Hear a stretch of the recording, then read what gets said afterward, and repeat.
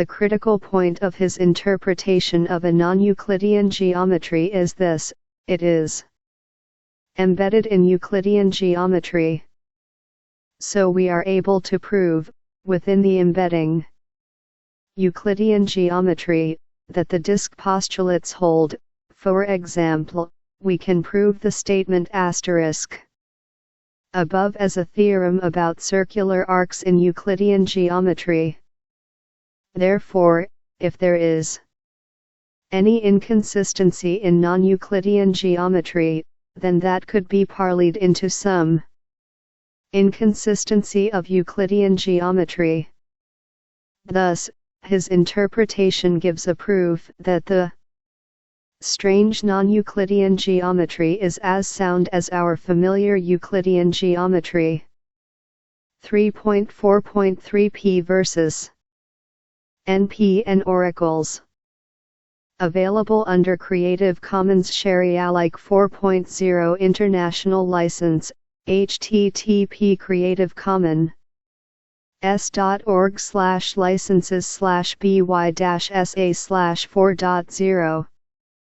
A well-known problem in computer science. P versus NP asks whether, for a given problem, it is truly more difficult to find a short solution, when one exists, NP, than it is to verify a short purported solution handed to you, P.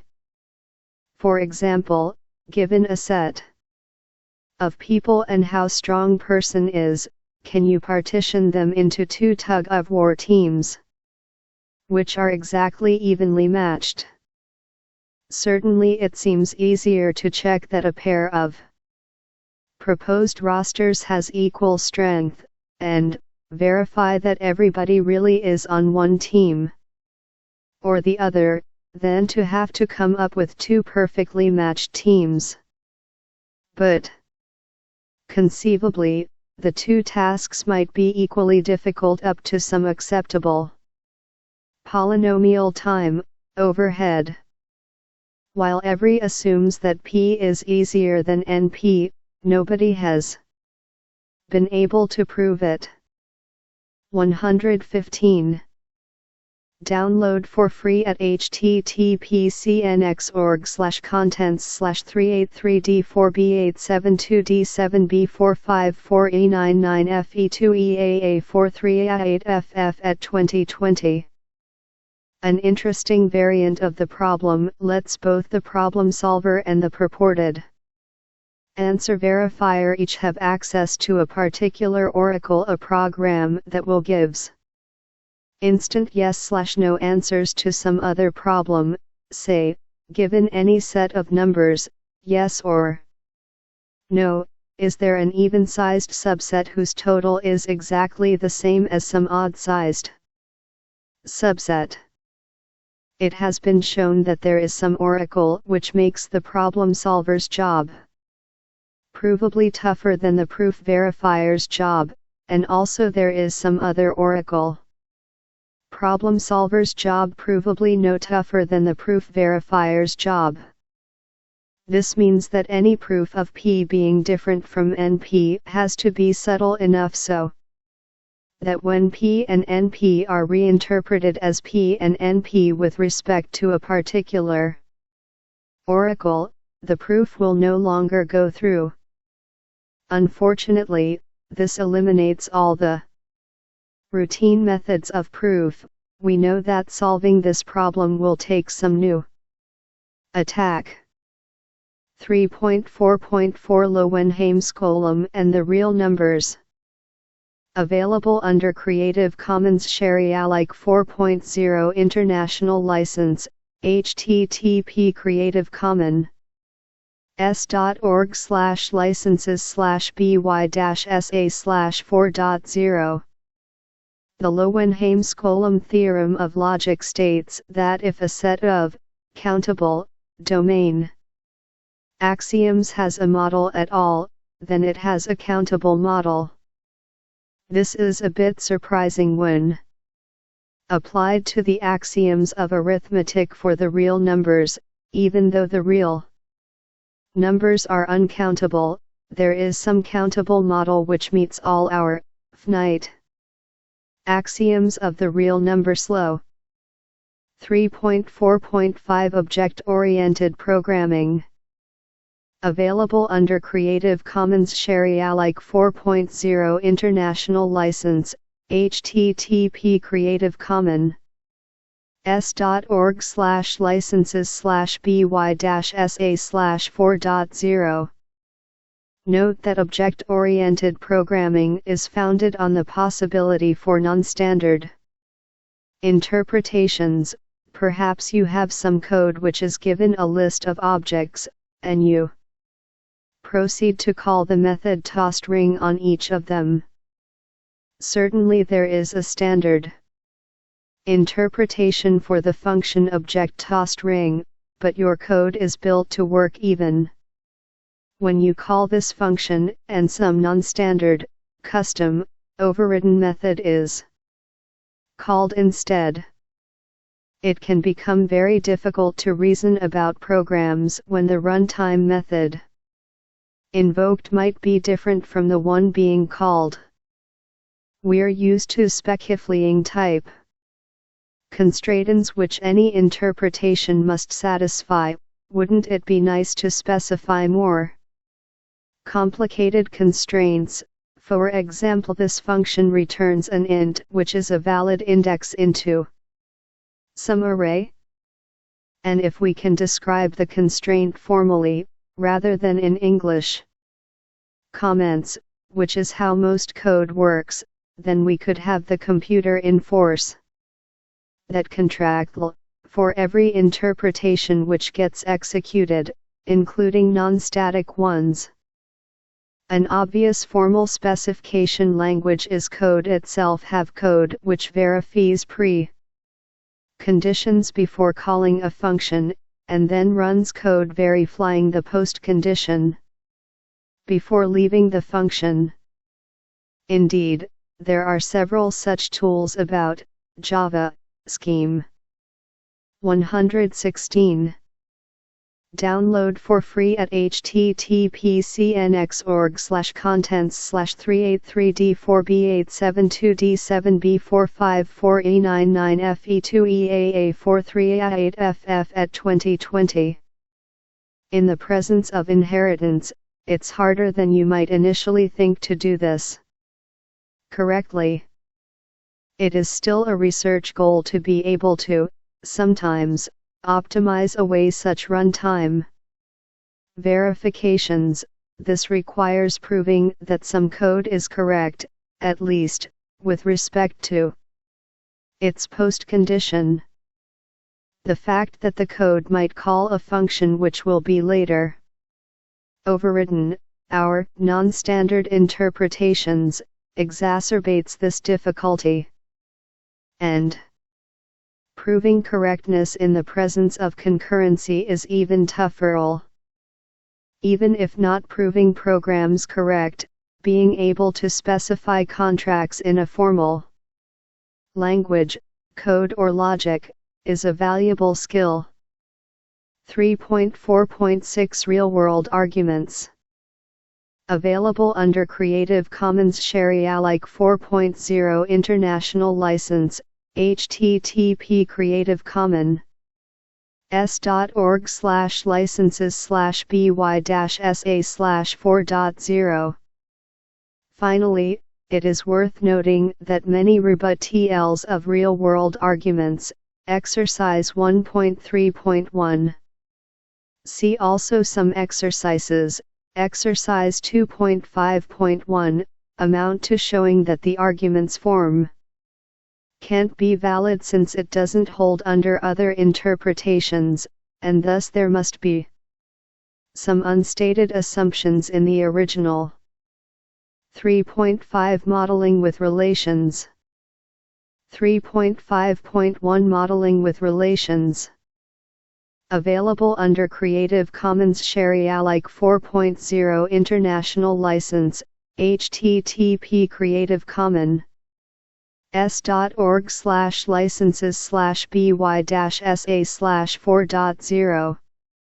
Aside, Note that the NHBR relation can actually represent an arbitrarily weird board, such as locations that look adjacent on the map but actually aren't, boards which wrap around a cylinder, or toroid, or a location with a tunnel connecting it to a location far across the board, like the secret passages in the game Clue, or the harrowing sub-trip through Naboo in Star Wars, The Phantom Menace. One-way passages can be encoded as well, meaning the NHBR relation need not be symmetric. Actually, any graph can be representable. 117. Download for free at https://383d4b872d7b454e99fe2eaa43a8ff at 2020. Exercise 3.5.1.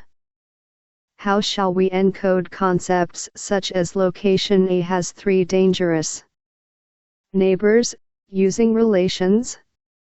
Proofs otherwise unchanged. Note that we might express our rules as for any locations x and y. We have the following axiom: has 3 x, NHBR, x, y, safe, y.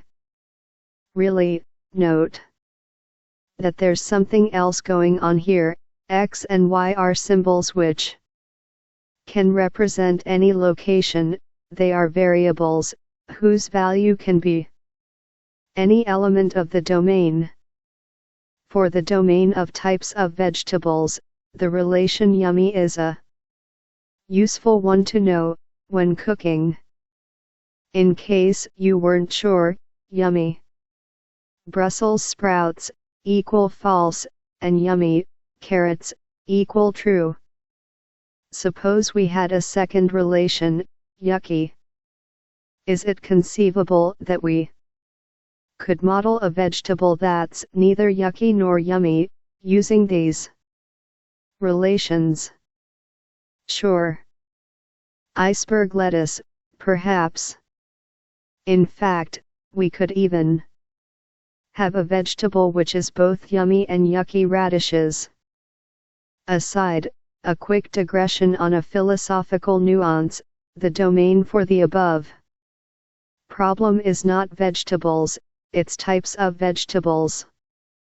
That is, we talk about whether or not carrots are yummy. This is different than talking the yumminess of the carrot I dropped under the couch yesterday, or the carrot underneath the chocolate sauce. In computer science, this often manifests itself as the difference between values and types of values. As examples, we distinguish between 3 and the set of all integers, and we distinguish between particular carrots and the abstract idea of carrots. Some languages even include types as values. Philosophers enjoy debating how particular instances define the abstract generalization, but for our purposes we'll take each both vegetables and types of vegetables as given. Exercise 3.5.2. You might have objected to the idea of the unary relation yummy, since different people have different tastes. How could you model individuals' tastes? Hint: use a binary relation. Modeling actors and the has starred with relation didn't include information about specific movies. For instance, it was impossible to write any formula which could capture the notion of 3 actors all being in the same movie. Exercise 3.5.3. Why doesn't has starred with A, B, has starred with B, C? Has starred with C, A, Capture the notion of A, B, and C all being in the same movie? Prove your answer by giving a counterexample. 118. Download for free at https://383d4b872d7b454e99fe2eaa43a8ff at 2020. Exercise 3.5.4. How might we make a model which does capture this? What is the domain? What relations do you want? Of course, the notion of interpretations are still with us, though. Usually everybody wants to be thinking of one standard interpretation. Consider a relation with elements such as Iskildov, Bart, Homer, Marge. Would the triple, Bart, Marge, Homer, be in the relation as well as Bart, Homer, Marge? As long as all the writers and users of formulas involving Iskildov all agree on what the intended interpretation is, either convention can be used. 3.5.2 A case study, iTunes. Available under Creative Commons Sharealike 4.0 International License, http Creative Commons s.org/licenses/by-sa/4.0. Consider iTunes Smart Playlists. You can create a playlist consisting of, say, all songs I've rated 3 stars or better, and whose genre is not classical. This is smart because it's a program which is rerun every time your music library changes. For example, if you change a song's genre, it may be immediately added or deleted from the playlist. We realize actually have a simple formula, which we can express in propositional logic with relations. The structure, instance, for a single is the interpretation. This formula is true when interpreted on my library's representation of Brian Eno's Here Come the Warm Jets, but false for Bonnie Tyler's 80s epic Holding Out for a Hero, and for Bach's Little Fugue in GM. We now have one formula, and want to determine its truth value in many different particular interpretations. In fact, we want to return all interpretations which make the formula playlist true. Exercise 3.5.5. Look at the GUI box for defining these queries. Compared to propositional logic, what sort of formulas can you define? Exercise 3.5.6. Are there queries which can't be directly transliterated into the GUI box? L4. Exercise 3.5.7. Can you find formulas equivalent to each of the preceding two, which can be expressed? 119. Download for free at https://383d4b872d7b454e99fe2eaa43a8ff at 2020. The upshot is that iTunes came up with a query language which is as expressive as propositional 5 logic. For some queries, it can be awkward to use, but the GUI designers who came up with smart playlists might have figured that few users would want such queries.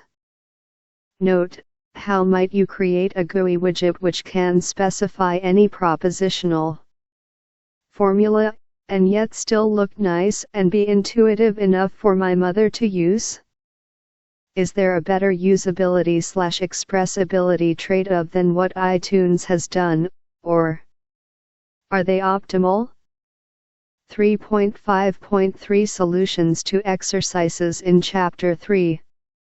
Available under Creative Commons Sharealike 4.0 International License, http Creative Commons s.org/licenses/by-sa/4.0.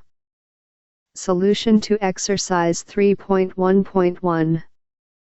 We'll use a unary, one input, relation, safe, A, is true if and only if, location A is safe. Solution to exercise 3.2.1. 0, 0, 1, 1, 2, 4, 3, 9, I. 2. In set builder notation, this is x, y equal x. 2. In general, for an indicator function f, the corresponding set would be x, y, f, x, y. Note that we don't need to write f, x, y, equal true, as computer scientists. Comfortable with booleans as values, we see this is redundant. Solution to exercise 3.2.2. In general, for a unary relation R. Solution to exercise 3.3.1. For all w, x, y, and z of the domain. Solution to exercise 3.5.1. A good first guess might be to say we have a function which returns the number of pirates next to a given location. That is, pirates near A equal 3. However, pirates near doesn't qualify as a relation. Why not? 120. Download for free at https://383d4b872d7b454e99fe2eaa43a8ff at 2020. To work around this, we could propose a binary relation along the lines of pirates near A 3 equal true. This is better, but it requires our domain to be not only board locations, but also numbers.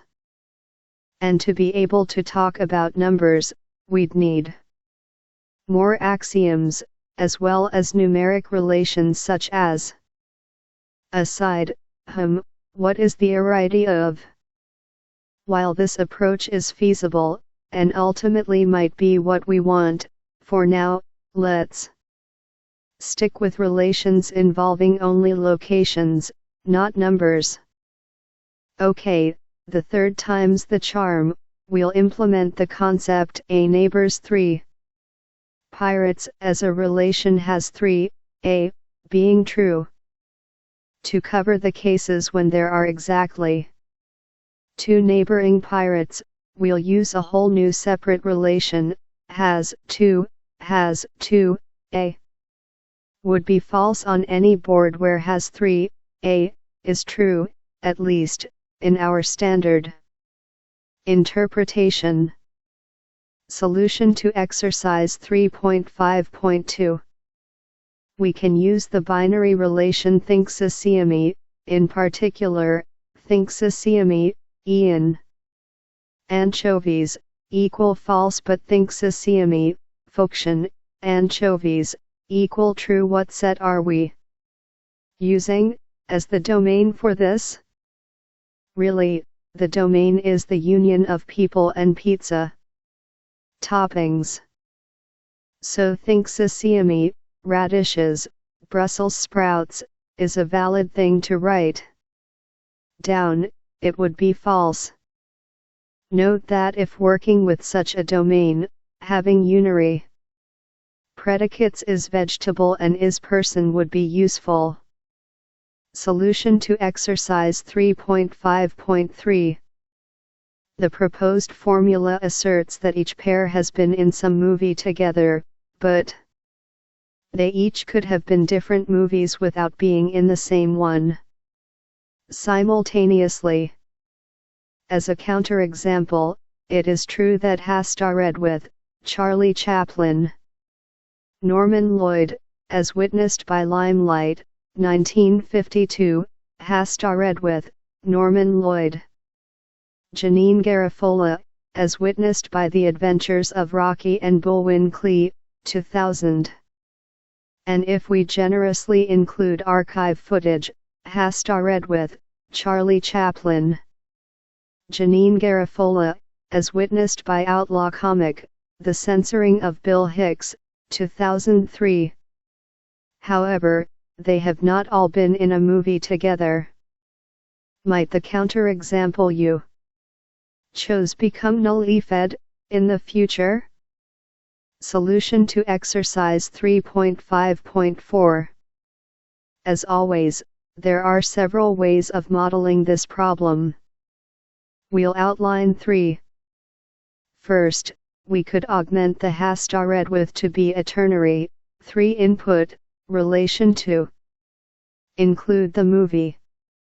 Like in the Yummy extension, exercise 3.5.2, the domain would then include both actors and movies, and we'd also want relations to know which is which. Second, we could use a bunch of relations. Starting with the familiar binary has starred with, we'd add the ternary has starred with 3, the quaternary has starred with 4. Our domain would just be actors. However, we'd either need an infinite number of such relations, which we normally don't allow, or we'd need an arbitrary cap on the number of people we're interested in at a time. 121. Download for free at https://383D4B8722D7B454E99FE2EAA43A8FF at 2020. Third, we could use sets of actors, instead of individuals. We'd need only one relation. Have starred together, that states a set of actors have starred together in a single movie. Solution to exercise 3.5.5, p84. This is effectively disjunctive or conjunctive normal form, limited to clauses of one term each. Solution to exercise 3.5.6. Yes. Two examples are, genre equal classical, genre equal holiday, and genre equal rock, rating 4, genre equal classical. Solution to exercise 3.5.7. For the first example, genre equal classical, genre equal holiday, we can clearly use De Morgan's law and make the query, genre equal classical, genre equal holiday. However, for genre equal rock, rating 4, genre equal classical, there is no equivalent one-term per clause DNF or CNF formula. 16. Fortunately, iTunes has a way around this. Playlist membership or non-membership is itself an available predicate, allowing you to nest playlists. Thus, you can build a playlist good or classical for, rating 4, genre equal classical, then another, genre equal rock, good or classical for the desired result. 122. Download for free at https://383D4B872D7B454E99FE2EAA43A8FF at 2020. Chapter 4 First Order Logic 4.1 A Formal Vocabulary 4.1.1 Syntax and Semantics of Quantifiers 4.1.1.1 Talking about unnamed items. Available under Creative Commons Sharealike 4.0 International License, http Creative Commons s.org/licenses/by-sa/4.0. Suppose we want to express a statement like there is a location which has two neighbors, which is true, at least for the domain of Waterworld board locations, or all actors have co-starred with Kevin Bacon, which isn't true, at least for the domain of all Hollywood actors. As it stands, we can formulate these only awkwardly by talking about specific, constant, locations like A and G, or specific actors like Ewan McGregor 3 and Cameron Diaz 4. To talk about all locations, or actors, we're forced to make huge formulas such as NHBR, Z, Y, NHBR, Z, A, NHBR, Z, B, NHBR, Z, X, just to express there is a location which has only one neighbor. We'll redress this by introducing two quantifiers, there exists, and, for all. For example, all actors have co-starred with Kevin Bacon will be written A. Co-starred with, A, Kevin Bacon. For there is a location which has, at least, two neighbors, we'll start with there exists a location X. Written X. For all is really just an abbreviation for a large conjunction, while exists is a disjunction. It could also be called for some, though it's not. How large a conjunction/disjunction? As big as your domain, which actually could be very small, or it could be infinitely large.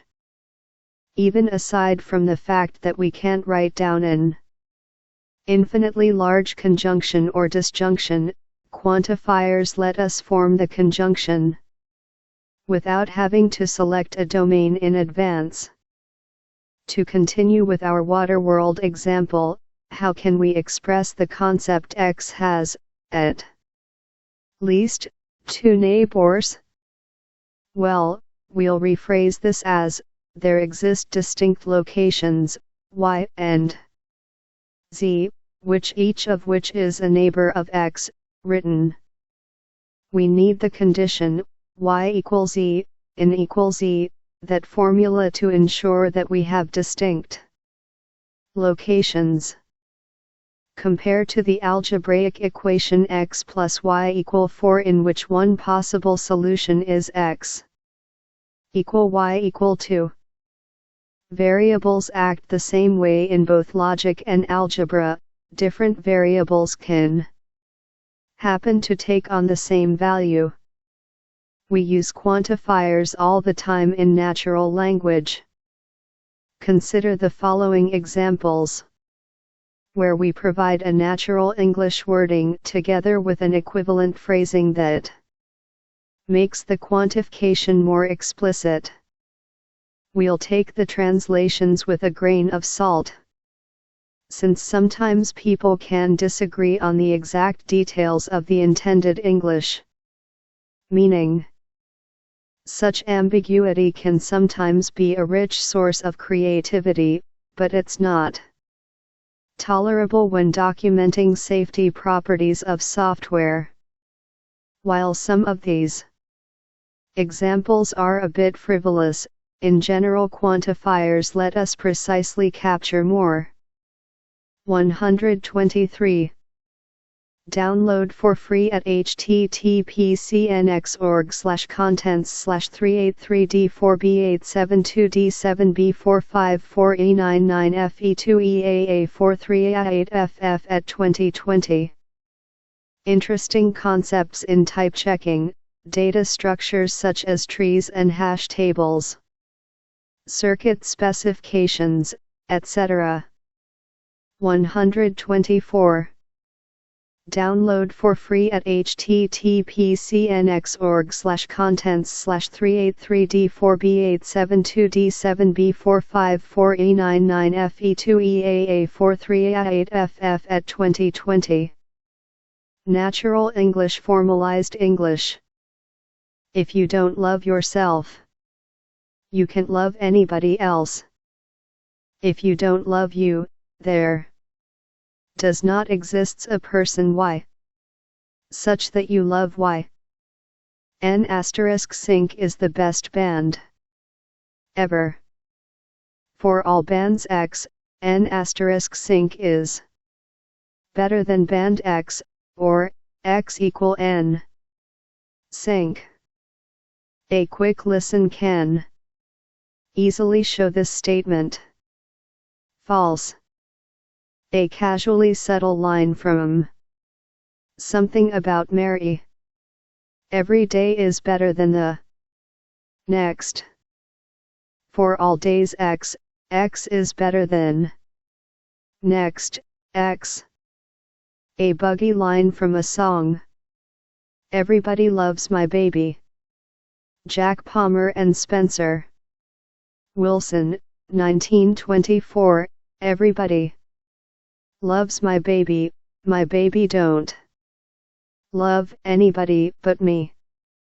For all persons X, X loves my baby. For all persons Y, if my baby loves Y, then Y is me. If true, one can conclude the speaker is his own baby, and is narcissistic. Every neighbor of X is unsafe.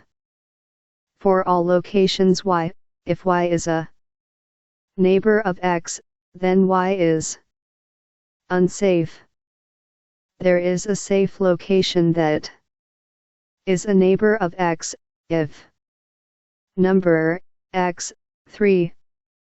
If number X, 3, then there exists a location Y, such that Y is safe, and Y is a neighbor of X. If you've seen one episode, you've seen them all. If there exists one episode X, such that you've seen X, then for all episodes Z, you've seen Z. Somebody loves everybody. There exists some person Y, such that for all persons X, Y loves X. Table 4.1 Quantification in English. 125. Download for free at https://383d4b872d7b454e99fe2eaa43a8ff at 2020. There is someone for everybody. For all persons X, there exists a person Y, such that Y is for X. All's well that ends well. For all events X, if X ends well, then X is well. Table 4.1 Quantification in English. 4.1.1.1.1 Warning, the ambiguous any. Available under Creative Commons Share-alike 4.0 International License, http Creative Commons s.org/licenses/by-sa/4.0. The ambiguous any I was playing a game with some friends, and we came across the rule: if you have more cards than any other player, then discard a card. Does this mean than all other players, or than some other player? Our group's opinion was divided, include across many native English speakers. In our class terms, it's not always clear whether any means for all, or for some. There exists, or maybe more accurately, in the phrase for any X, does X necessarily mean an arbitrary player? Aside, linguistics students, or those who are so sure the rule clearly intended than all other players, switching XY to XY changes from an active voice to a passive voice, but may also reverse your interpretation of the English quantifier any, if any player has fewer points than you. In your proofwriting, and your English writing, and your informal writing, think about replacing any with either every or with some, to make your meaning clear. 4.1.1.2 First Order Logic, WFFs Revisited. Available under Creative Commons Sharealike 4.0 International License, http Creative Commons s.org/licenses/by-sa/4.0. We originally defined a well-formed formula, WFF, for propositional logic. We'll extend this to WFFs for first-order logic, also known as predicate logic. At the same time, we'll more precisely define the binding of variables. This logic allows use of both functions and relations. Since these functions' outputs are not Booleans, otherwise, we'd call them relations, but rather data than can be used as a relations input, we separate the syntax into that of terms and formulas. Terms are all the possible inputs for a relation. 126. Download for free at https://383d4b872d7b454e99fe2eaa43a8ff at 2020. Definition 4.1, Term 1. A variable. Example: A, B. 2. A constant. Example: Waterworld location F, Kevin Bacon, or the number 3. 3. A function applied to one or more terms. Example: Successor, 3. 127. Download for free at https://383d4b872d7b454e99fe2eaa43a8ff at 2020. Definition 4.2, Well-formed formula. WFF, for first-order logic. 1. A constant, true or false. 2. An atomic formula, a relation symbol applied to one or more terms. Example: NHBR, X, F. 3. A negation of a WFF. 4.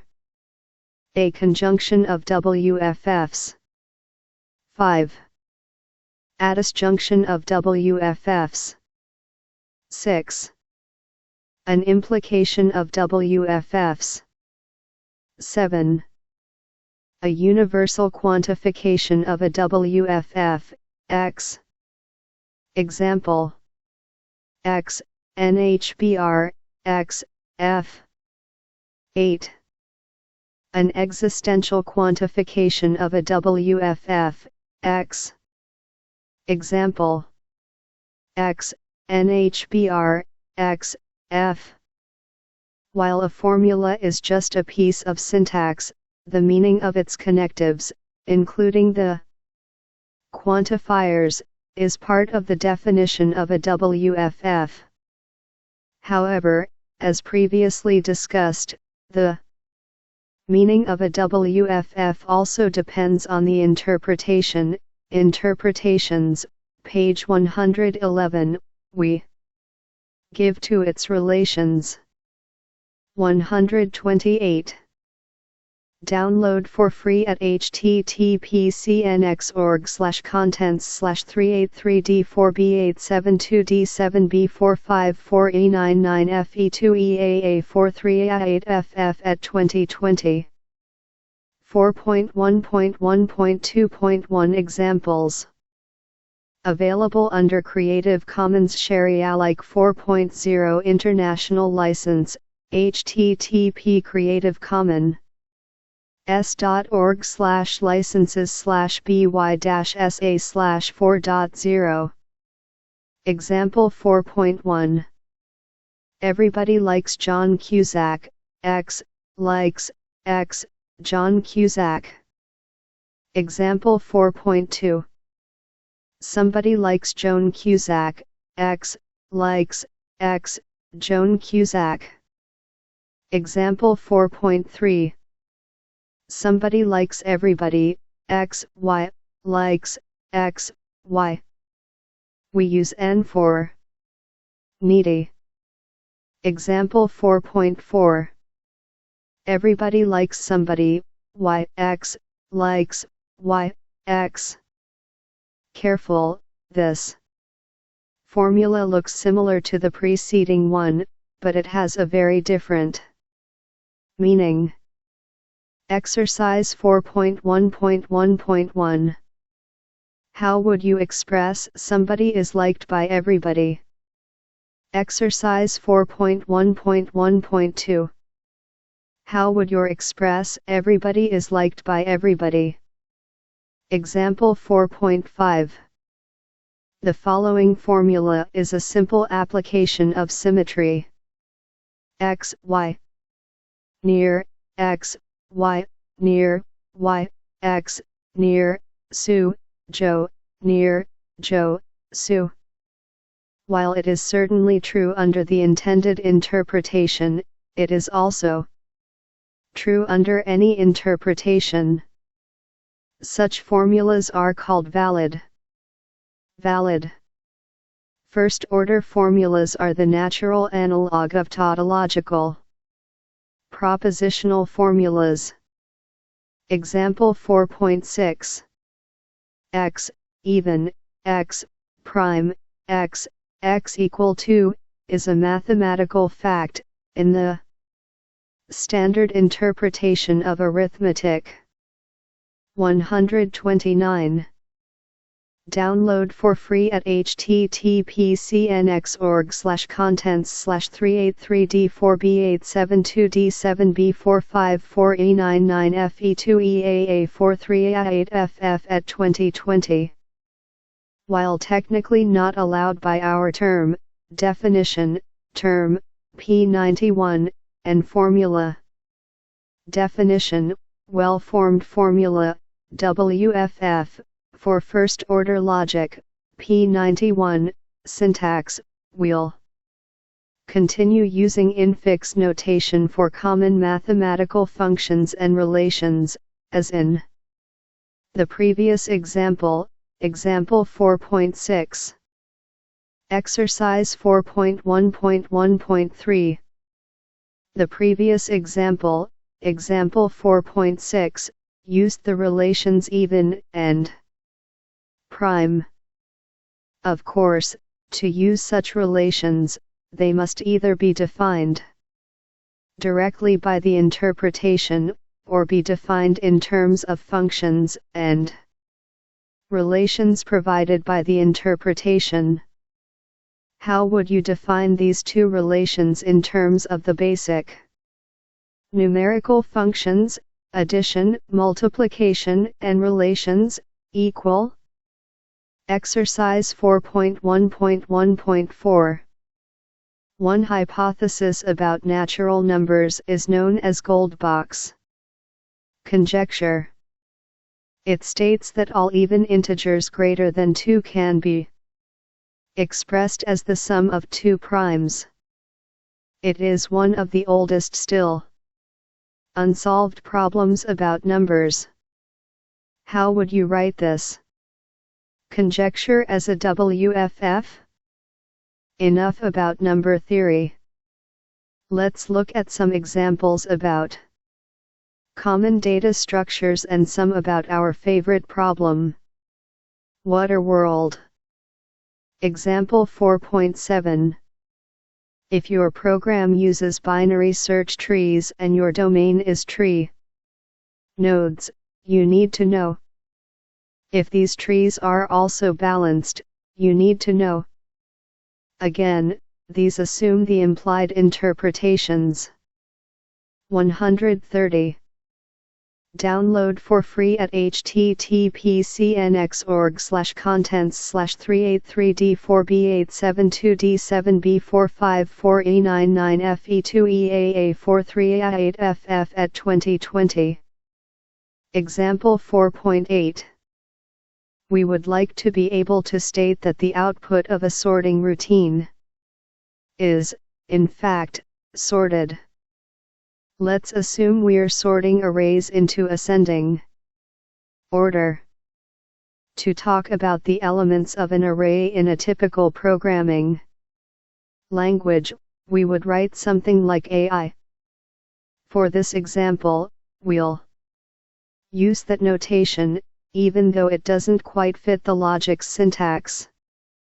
To describe sortedness, in non-decreasing order, we want to state that each element is greater than or equal to the previous one. However, just like in a program, we need to ensure our formula doesn't index outside the bounds of the array. For this example, we'll assume that an array's indices are 0 to, but not including, size, a. Sorted, a, I, 1, I, I. When proving things about programs, it's often useful to realize there are alternate ways of defining things. So, let's see a couple more definitions. We could change our indexing slightly. Sorted, a, I, 0, I plus 1. Or we could state that the ordering holds on every pair of elements. Sorted, a, I, j, 0, I. This definition isn't any stronger, but it makes an additional property explicit. Generally, you'd find it harder to prove that this formula was true, but once you did, you'd find it easier to use this formula to prove other statements. Exercise 4.1.1.5. The two preceding examples used functions like left, size, and subtraction, although our logic syntax doesn't include such functions. However, we can rewrite any use of functions with appropriate new relations. As an example, rewrite isize, a, in proper first-order syntax. Exercise 4.1.1.6. One simple water world fact is that if a location has no unsafe neighbors, then its number of adjacent pirates is 0. Furthermore, the implication goes both ways. How would you state that as a WFF? 131. Download for free at https://383d4b8722d7b454e99fe2eaa43a8ff at 2020. Exercise 4.1.1.7. How would you make a similar statement about the number of adjacent pirates being 1? These statements are very similar to, and provable from, the First Order Waterworld. The Domain Axioms, page 173. 4.1.1.2.2 A hint on deciphering formulas' meanings. Available under Creative Commons Share-alike 4.0 International License, http Creative Commons s.org/licenses/by-sa/4.0. Some formulas can get pretty hairy. X, Y, Z, likes, X, Y, likes, Y, Z. The 0th step is to take a breath, and read this in English. For every X, there's some Y. Such that for every Z, X likes Y but Y doesn't like Z. Even so, how do we approach getting a handle on what this means? Given an interpretation, how do we know it's true? The top-down way would be to read this formula left to right. Is the whole formula true? Well, it's only true if, for every possible value of X, some smaller formula is true. Namely, there exists a Y such that for all Z, likes, X, Y, N, likes, Y, Z. This is a formula with X free, that is, it's a statement about X. And is that formula true? Well, precisely when we can find some Y such that, and so on. This direct approach is hard to keep inside your head all at once. Most people prefer approaching the problems in a bottom-up manner, or if you prefer, right to left or inside out. First consider at the small inner bits alone, figure out what they mean, and only then figure out how they relate. What does the innermost formula likes, X, Y, likes, Y, Z, mean, in English? That's not so bad.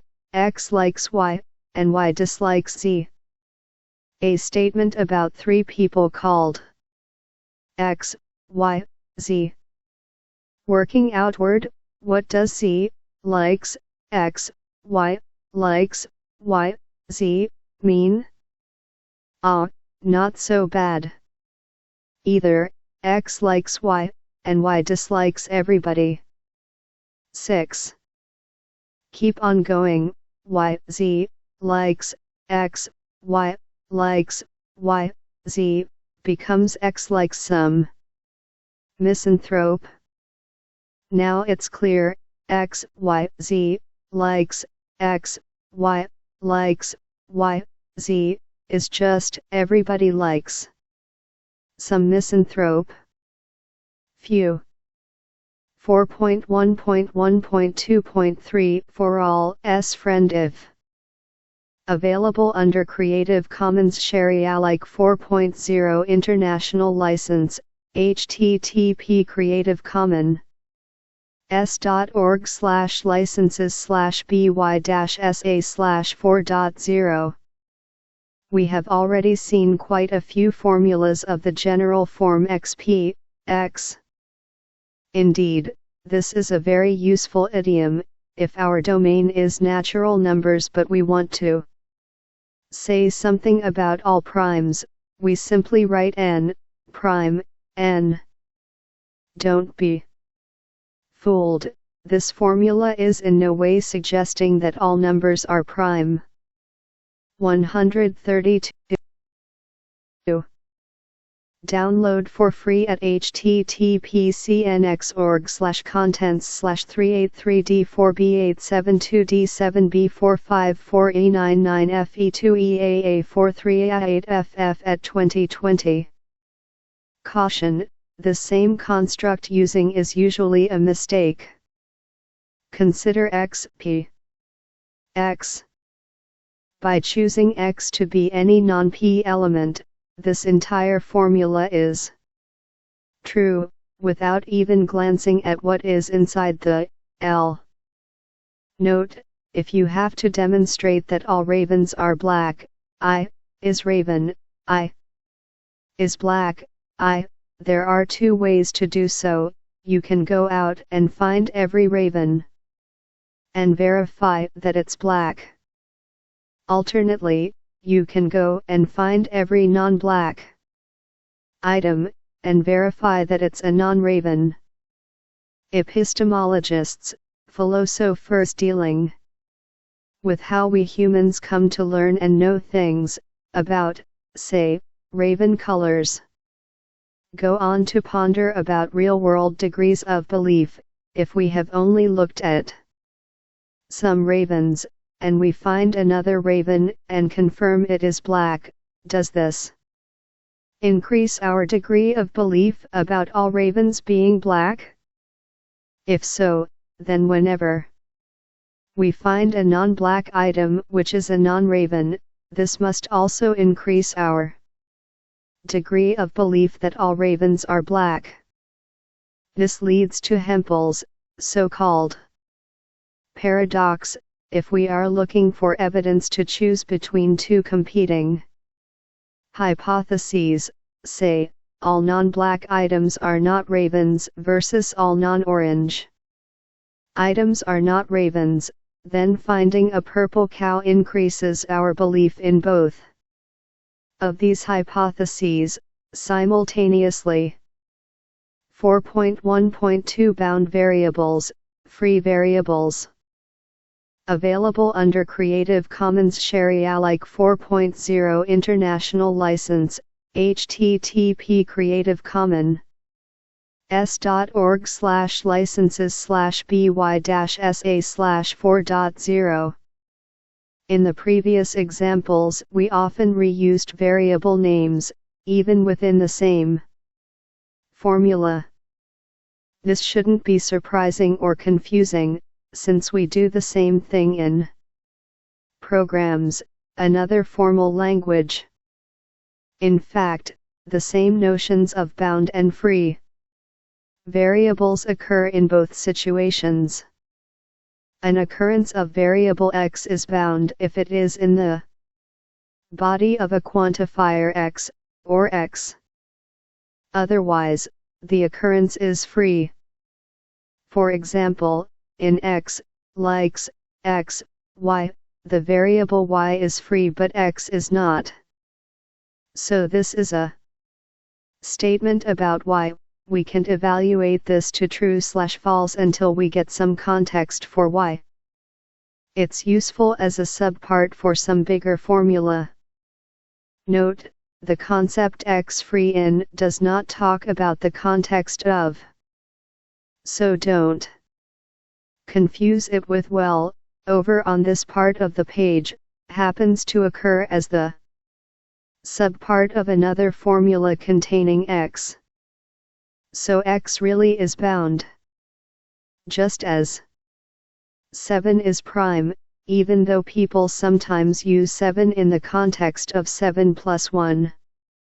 Whether x is free in A can be determined by a function is free, x, needing no other information to produce an answer. Looking back at our previous examples, we can see that many of the formulas we made had no free variables. All variables were bound by some quantifier in the formula.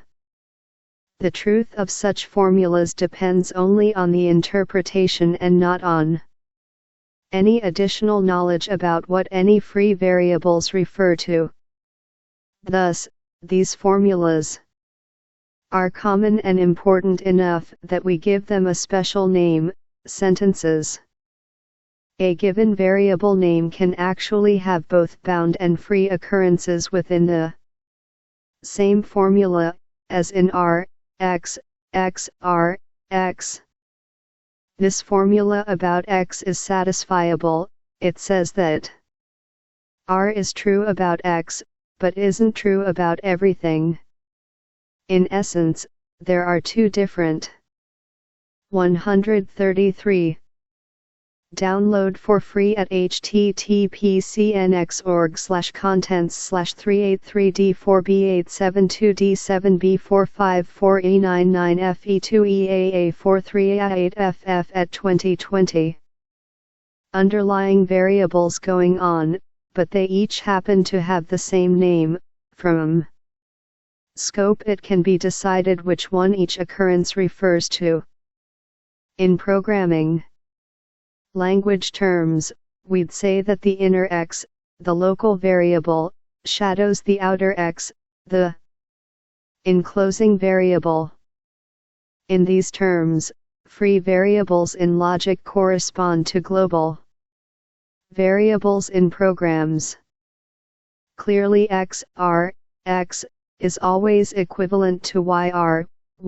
Variable names are entirely arbitrary, except maybe for their mnemonic value. So the previous formula might be more clearly rewritten as x, y. This careful rewriting while respecting a variable's scope is called renaming. Even if 17 quantifiers each used the same variable name, x, we could carefully renaming 17 times, and end up with an equivalent formula where all quantifiers use distinct variables. This will be useful to avoid potential confusion, especially in the upcoming inference rules, note P99, where we'll be introducing and eliminating quantifiers. Example 4.9. The formula xa, x, x, b, x, x, c, x, is equivalent to the more readable xa, x, y, b, y, z, c, z. 4.1.3 Normal Forms Revisited. 4.1.3.1 CNF and DNF Revisited, optional. Available under Creative Commons Share-alike 4.0 International License, http Creative Commons s.org/licenses/by-sa/4.0. In first-order logic, normal forms are still useful for providing a notion of a canonical form. However, their other benefit of corresponding closely to truth tables does not apply here, since truth tables aren't useful for first-order logic. A formula in Pronex's conjunctive normal form, or Pronex CNF, has a body in CNF, preceded by a series of quantifiers. Similarly, a formula in Pronex disjunctive normal form, or Pronex DNF, has a body in DNF preceded by a series of quantifiers. Example 4.10. Assuming is in CNF, then the following are each in Pronex CNF.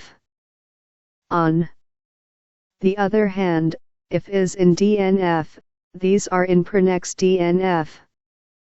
X, X, Y, Z. Every formula has an equivalent Pronex CNF formula and equivalent Pronex CNF formula.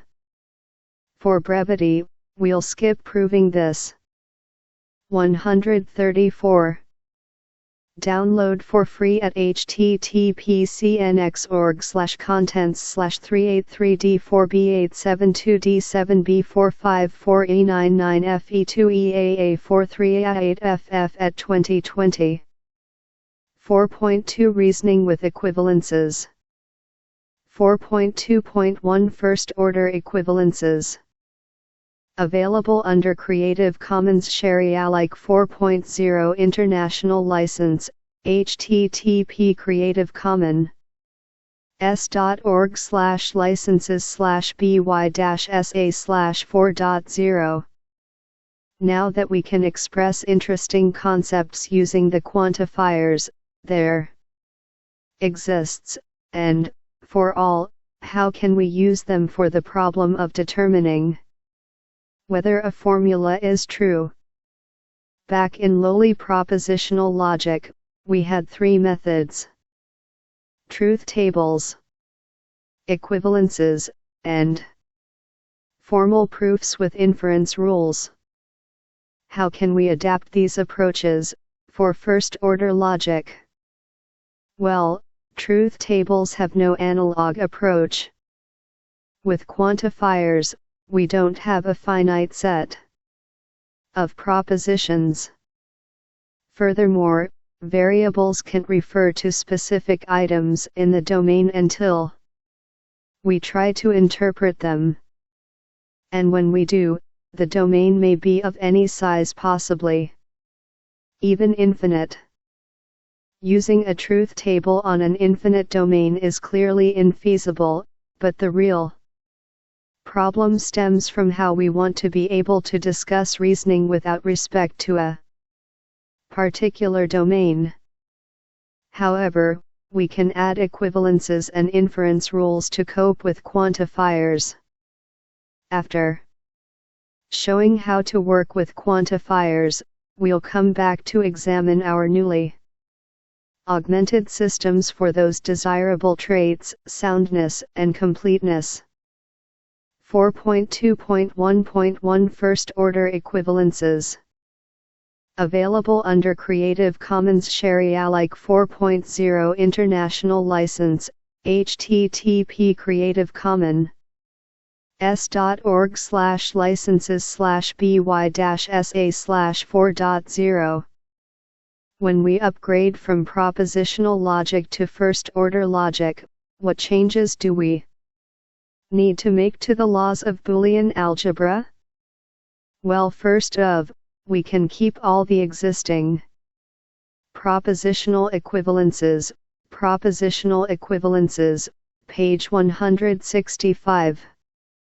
For example, x.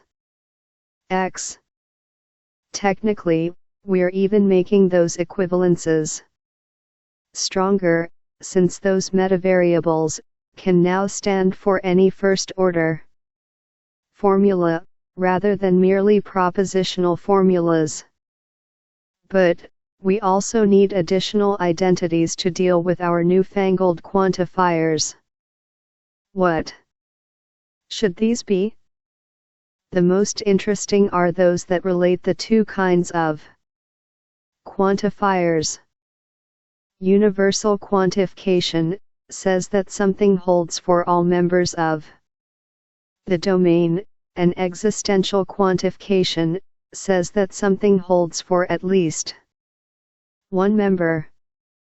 Clearly, x implies x, but the other direction doesn't hold, so that is not an equivalence. Aside, wait just a minute, tell that implication holds only if the domain is non-empty, so that there is at least one member in it. We'll see this restriction appear a few times. 135. Download for free at https://383d4b872d7b454e99fe2eaa43a8ff at 2020. What about x? In English, for all items x does not hold. A more natural way to say this is that there is no item x such that x does hold, that is, x. Indeed, this will be one of our new Boolean algebra rules. See a list of equivalences with quantifiers, first-order equivalences, page 168. As before, we can use these to show other pairs of formulas equivalent, as in the following examples. 136. Download for free at https://383D4B872D7B454E99FE2EAA43A8FF at 2020. Example 4.11. Using these identities, we can simplify formulas such as the following: y, x, r, x, q, x, y, z, r, z. 1. Y, x, r, x, q, x, y, z, r, z. 2.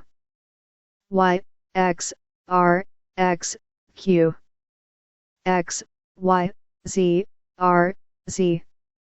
Complementation of 3. Y, x, r, x, q, x, y, z, r, z. Double complementation 4. X, y, r, x, q, x, y, z, r, z. Reordering S. 5. X, y, r, x, y, q, x, y, z, r, z. Distribution of over 6. X, r, x, y, q, x, y, z, r, z. Simplification of y not free in R. X. 7. X, r, x, y, q, x, y, x, r, x. Renaming 8. X, r, x, y, q, x, y, r, x.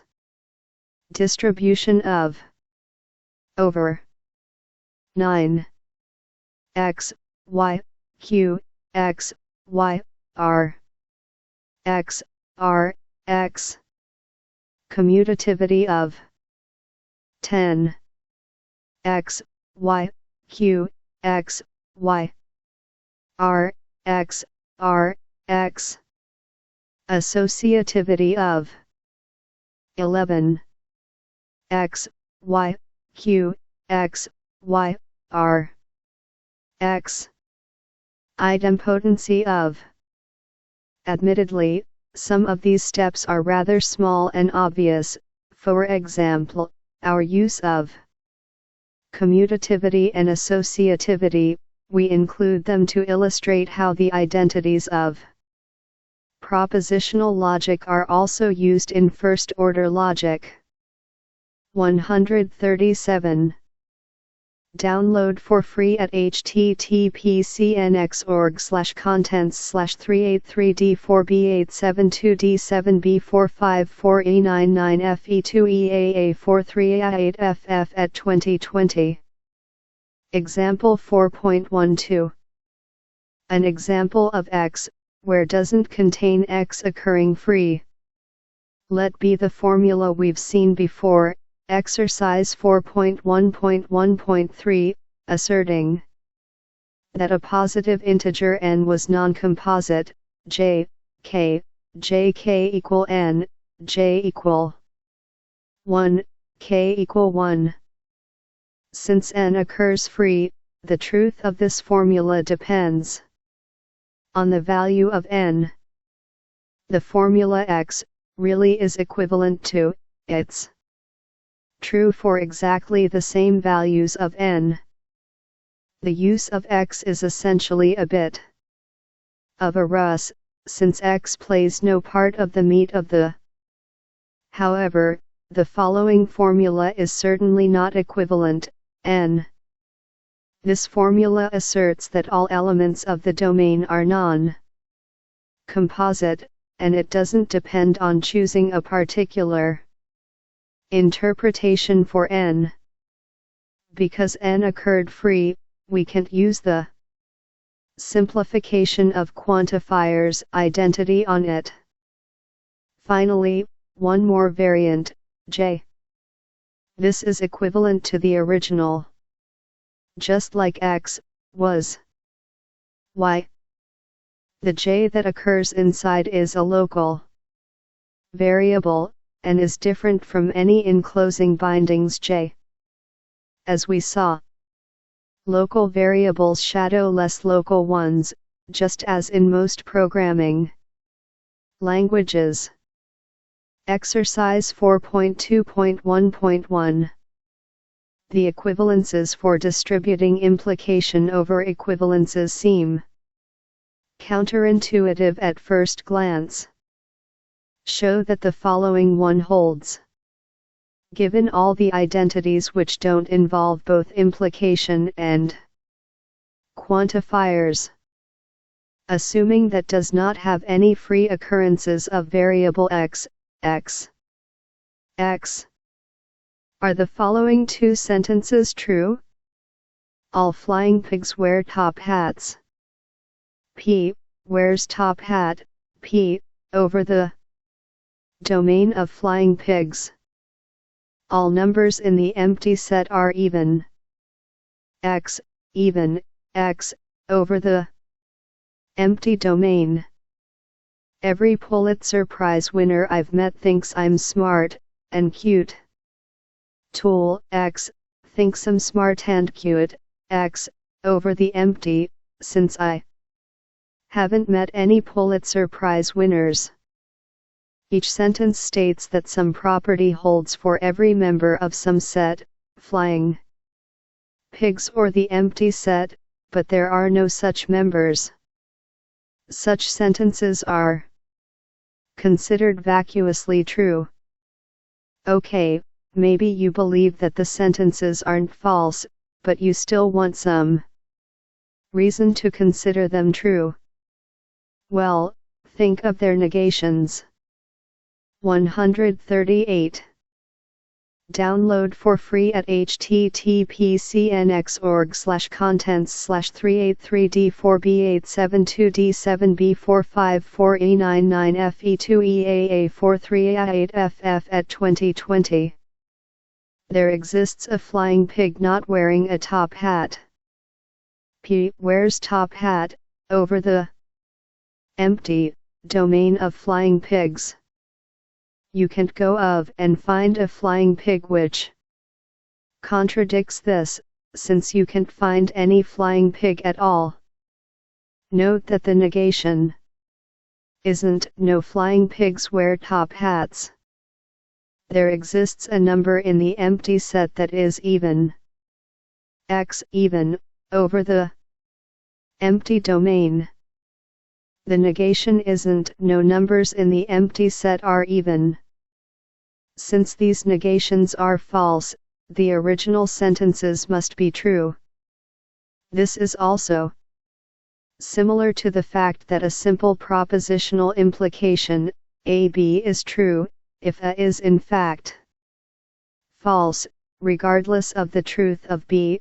In this crude analogy, A corresponds to in the domain.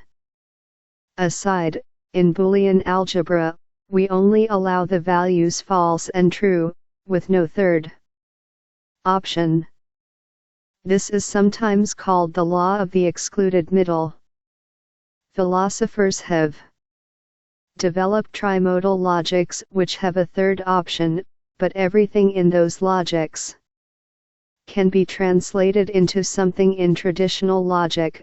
Such logics might be more convenient in some cases, but they aren't more expressive. Fuzzy logic, on the other hand, is a variant where every proposition has a degree of truth, from 0 to 1.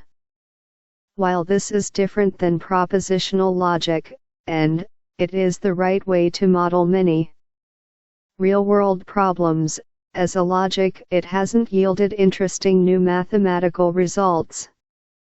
Even more silliness can ensue when the domain is empty. For example, not only is every member of the empty set even, but every member is simultaneously odd. That is x r x r x is true only when the domain is the empty set. Even more degenerately, x false is a true only on the empty domain. 4.2.1.2 Are we done yet? Available under Creative Commons Share-alike 4.0 International License, http Creative Commons s.org/licenses/by-sa/4.0. While equivalences are very useful, we are often interested in implications such as the one mentioned previously, x, x. We could rephrase that as an equivalence, x, x, true. Informally, it should be clear that that is rather awkward, and formally it is as well. But such implications are exactly what inference rules are good for. So, let's continue and consider what first-order inference rules, page 139, should be.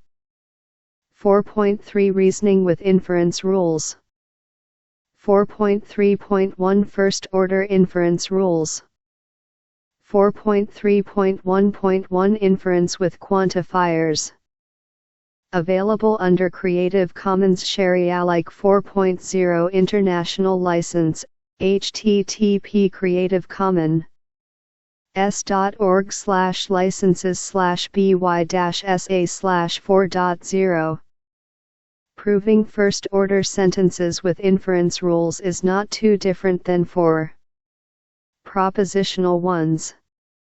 We have two slight twists to add, upgrading propositions to 139.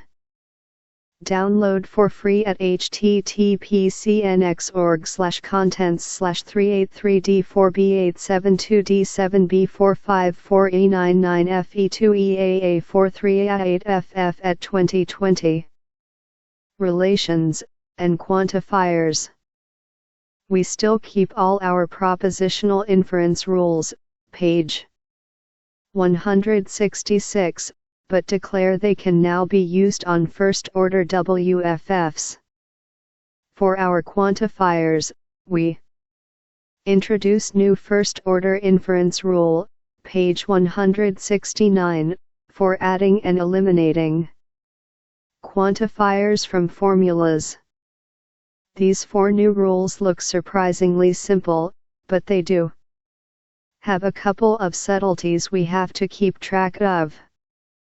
4.3.1.1.1 Exists Intro. Available under Creative Commons Share-alike 4.0 International License, http Creative Commons s.org/licenses/by-sa/4.0.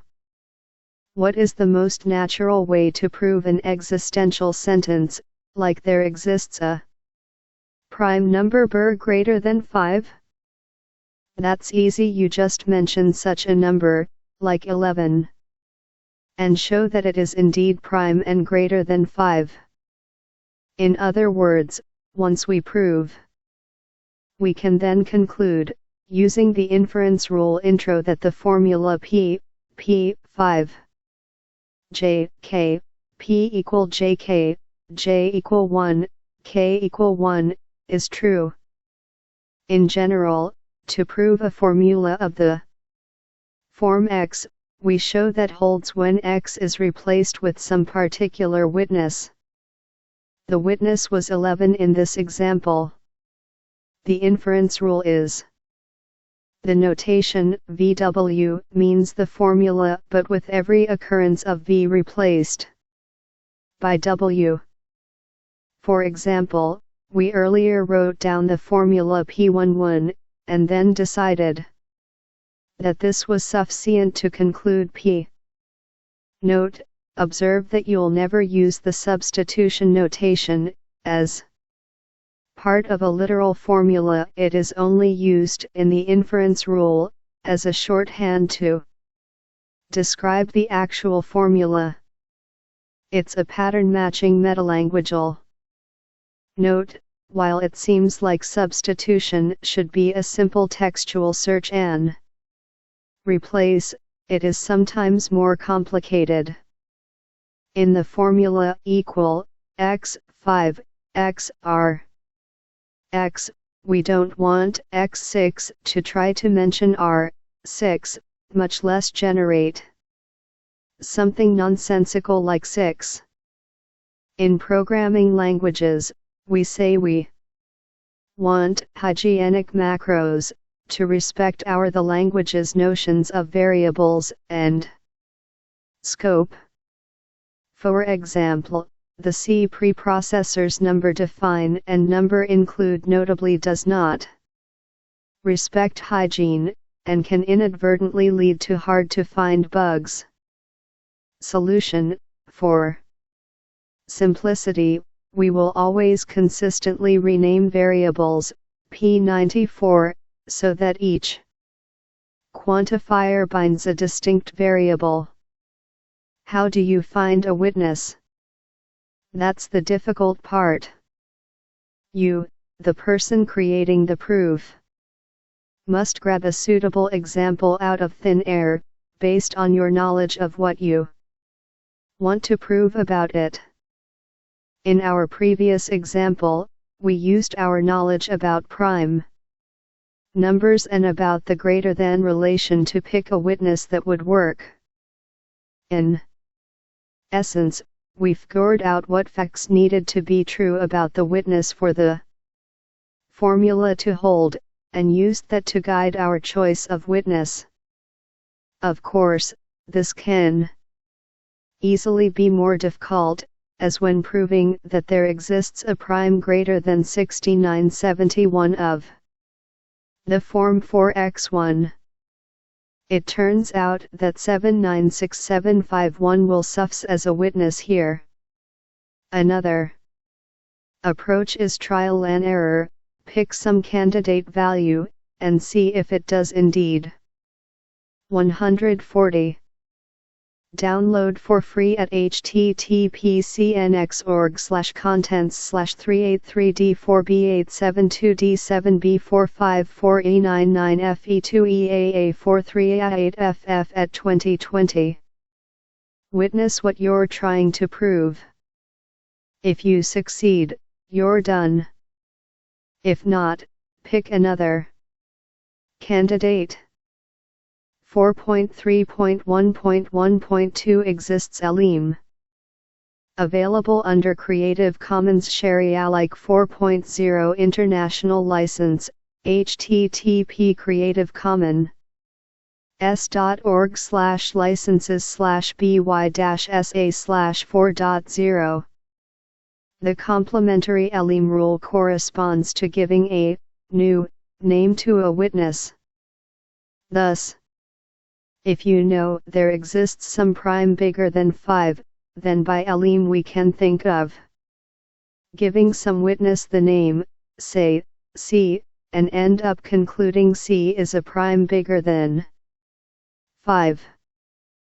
The caveats are that C must be a new name not already used in the proof, and different from any variables free in the conclusion we're aiming for. However, we will be able to use that variable C along with universal formulas to get useful statements. Thus the general form of the rule is that is, we can rewrite the body of the exists, replacing the quantified variable P with any new variable name C, subject to the restrictions just mentioned. 4.3.1.1.3 for all intro.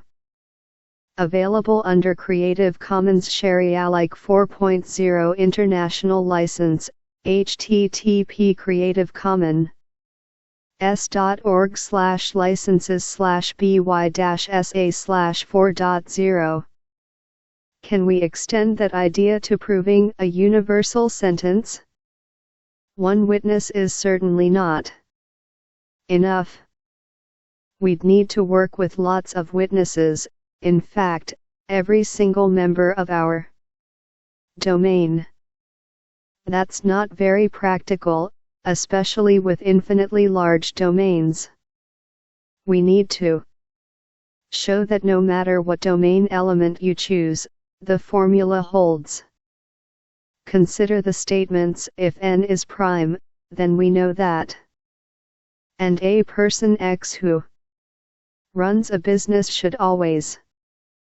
Which n is being talked about, and which person? Well, any number or person, respectively. After learning about quantifiers, you may want to preface these sentences with for all n or for all any persons X. But a linguist might point out that while yes, for all is related to the speaker's thought, they are actually using a subtly different mode, that of referring to a single person or number, albeit an anonymous, arbitrary one. If an arbitrary element really is a natural mode of thought, should our proof system reflect that? If we choose an arbitrary member of the domain, and show that the sentence holds for it, that is sufficient. But, what do we mean by arbitrary? In short, it means that we have no control over what element is picked, or equivalently, that the proof must hold regardless of what element is picked. More precisely, a variable is arbitrary unless a variable is not arbitrary if it is free in an enclosing premise. A variable is not arbitrary if it is free after applying elim either as the introduced witness C, or free anywhere else in the formula. The usual way to introduce arbitrary variables is during elim, wjo later using it in elim. The formal inference rule for introduction of universal quantification will use these cases as restrictions. 141. Download for free at https://383d4b872d7b454e99fe2eaa43a8ff at 2020. 4.3.1.1.4 For all elim. Available under Creative Commons Share-alike 4.0 International License, http Creative Commons s.org/licenses/by-sa/4.0. Getting rid of universal quantifiers is easy, if you know X, where is a formula presumably involving X, well then you can replace X with anything you want, and the resulting formula will be true. We say where T is any term. Any variables in T are arbitrary, unless it is an already existing non-arbitrary variable. For example, suppose we know that we can replace n with some term like m plus 4 to conclude the variable m is arbitrary, unless it already occurred in non-arbitrary in a previous line of the proof, perhaps introduced via elim. A more usual step is to use a term which is just a single variable, and, by coincidence, happens to have the same name as the quantified variable we are eliminating. Thus we often conclude. Note the absence of the initial, n is arbitrary, unless it had already been confusingly in use as a non-arbitrary variable earlier. This is helpful when we'll be later reintroducing the in a later step, see the example below. 4.3.1.2 Formal Inference Rules and Proofs. Available under Creative Commons Share-alike 4.0 International License, http Creative Commons s.org/licenses/by-sa/4.0. Recall the syllogisms from a previous lecture. The general form of a syllogism is 1. X, P, X, Q, X, major premise. 2. P, C, minor premise. 3. Q, C, conclusion. In our system, we don't have syllogism as a separate rule of inference, but it's easy to see how to translate any syllogism into our system, for specific relations P and Q, and a specific constant C. 1 premise. 2 premise. 3 elim, by line 1, with X equals C. 4 elim, by lines 2, 3, with equal P equal C and equal Q equal C. 142. Download for free at https://383d4b872d7b454e99fe2eaa43a8ff at 2020. Eliminating h1tifr via elim, and elim is often merely an intermediate step, where the ch1tifr will be reintroduced later. This moves the quantification from being explicit to implicit, so that we can use other inference rules on the body of the formula. When this is done, it is very important to pay attention to the restrictions on intro, so that we don't accidentally prove anything too strong. Example 4.13. For the particular case of equal R, X, Y, other cases all similar. 1 premise. 2 elim, line 1. 3 elim, line 2. 4 intro, line 3. 5 intro, line 4. Remember that in line 5, for intro, we must verify that Q is arbitrary.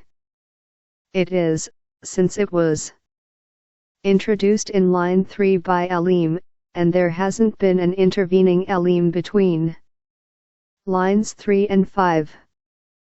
We cannot instead conclude in line 4 that XR, X, Q, by intro, since variable P was introduced by elim in line 2, and therefore not arbitrary. Exercise 4.3.1.1. Let's reverse the previous proof goal. For the particular case of equal R, X, Y, other cases all similar. This statement does not hold in general. So, what's the problem with the following proof? 143.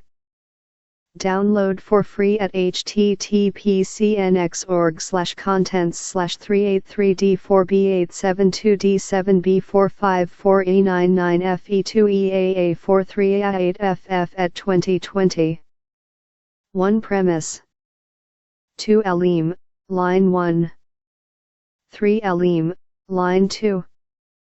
4 intro, line 3. 5 intro, line 4. The intro principle is actually very familiar. For instance, after having shown, we then claimed this was really true for arbitrary propositions instead of just A, B. We actually went a bit further, generalizing individual propositions to entire, arbitrary WFFs. This could only be done because in any particular interpretation, a formula will either be true or false, so replacing it by a proposition still preserves the important part of the proof of equivalence. The intro is also used in many informal proofs. Consider, if a number n is prime, then this translates to prime n, where n is arbitrary. We are entirely used to thinking of this as n, prime, n, even though n was introduced as if it were a particular number. 4.3.1.3 Proofs and Programming. Available under Creative Commons Share-alike 4.0 International License, http Creative Commons s.org/licenses/by-sa/4.0. We previously saw, Proofs and Programming, page 66, that the inference rules of propositional logic are closely related to the process of type checking. The same holds here. For example, in many programming languages, we can write a sorting function that works on any type of data. It takes two arguments, a comparison function for the type and a collection, array, list, of data of that type. The type of the sorting function can then be described as for all types T, given a function of type, T and T, and data of type, collection T, it returns data of type, collection T. This polymorphic type rule uses universal quantification. Note that the details about substitutions and capture noted here arise in any kind of program that manipulates expressions with bound variables. That includes not only automated theorem provers, but compilers. To avoid such issues, many systems essentially rename all variables by using pointers or some similar system of each variable referring to its binding site. When people speak of proofs written by computer, they're talking about this style of inference rule proofs. 144. Download for free at https://383D4B8722D7B454E99FE2EAA43A8FF at 2020. 4.4 Exercises for First-Order Logic. Available under Creative Commons Share-alike 4.0 International License, http Creative Commons s.org/licenses/by-sa/4.0. Throughout these exercises is simply a shorthand for A equal B. 4.4.1 Relations and Interpretations. Available under Creative Commons Share-alike 4.0 International License, http Creative Commons s.org/licenses/by-sa/4.0. Exercise 4.4.1. Consider the binary relation is a factor of on the domain 1, 2, 3, 4, 5, 6. 1. List all the ordered pairs in the relation. 2. Display the relation as a directed graph. 3. Display the relation in tabular form. 4. Is the relation reflexive, symmetric, transitive? Exercise 4.4.2.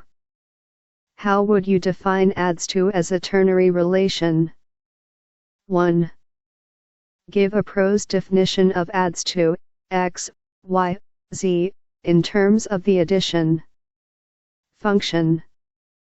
2. List the set of triples in the relation on the domain 1, 2, 3, 4. Exercise 4.4.3.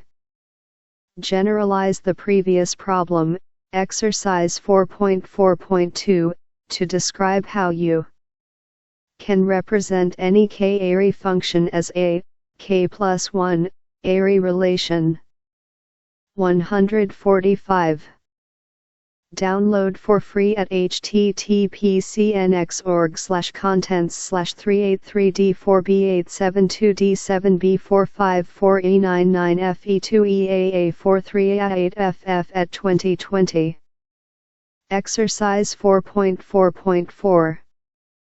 Are each of the following formulas valid, i.e., true for all interpretations? Remember that the relation names are just names.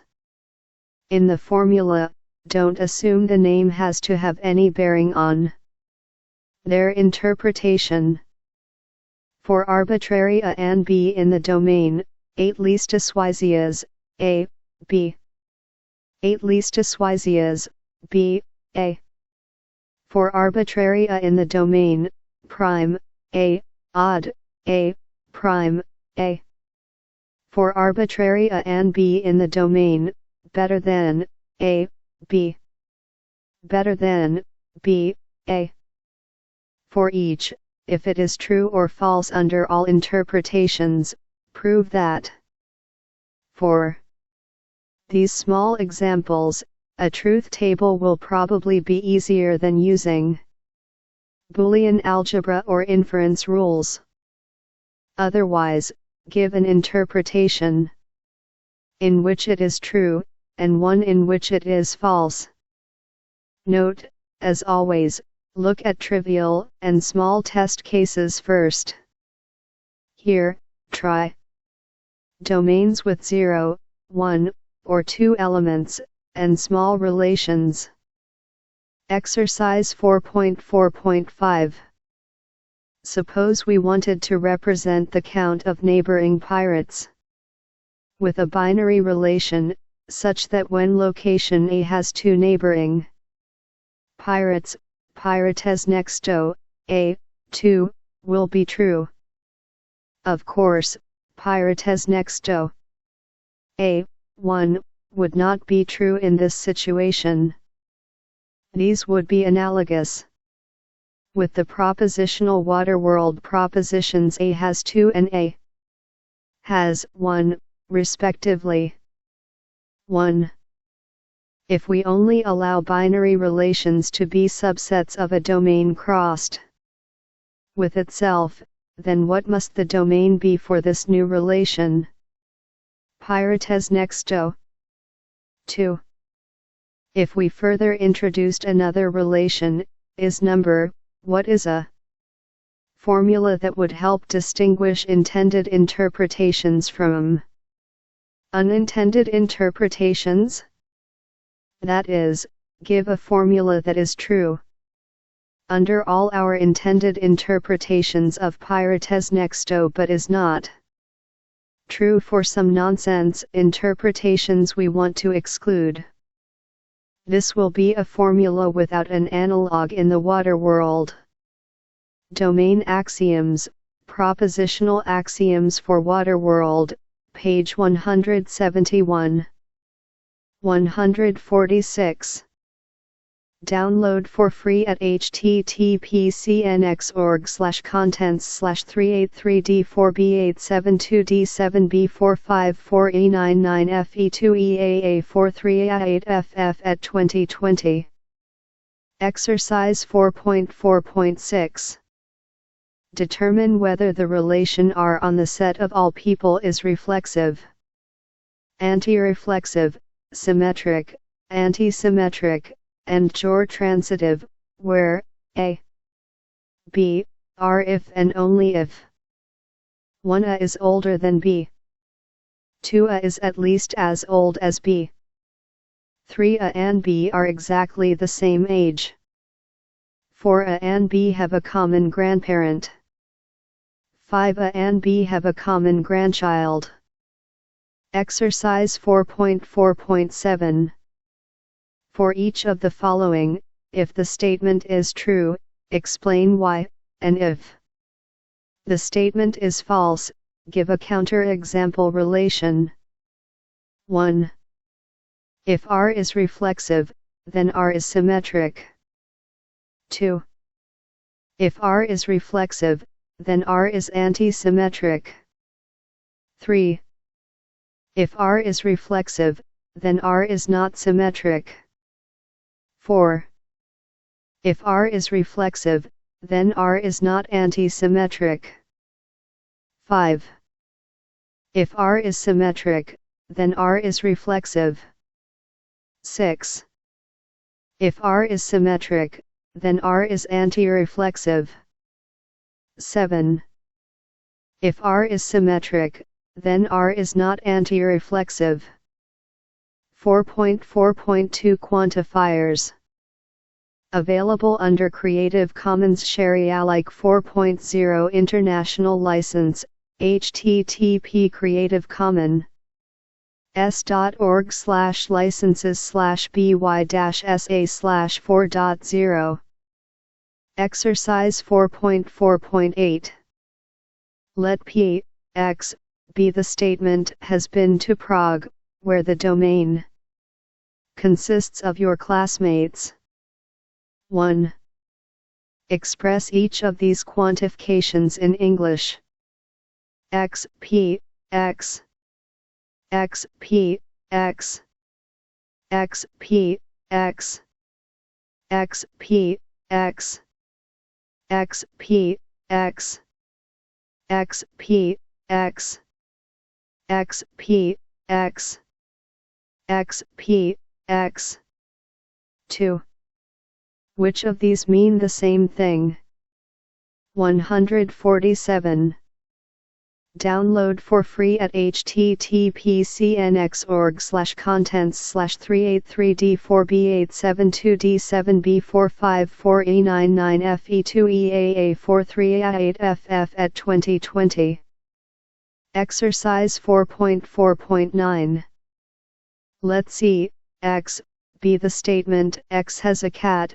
Let D, X, be the statement X has a dog, and let F, X, be the statement X has a ferret.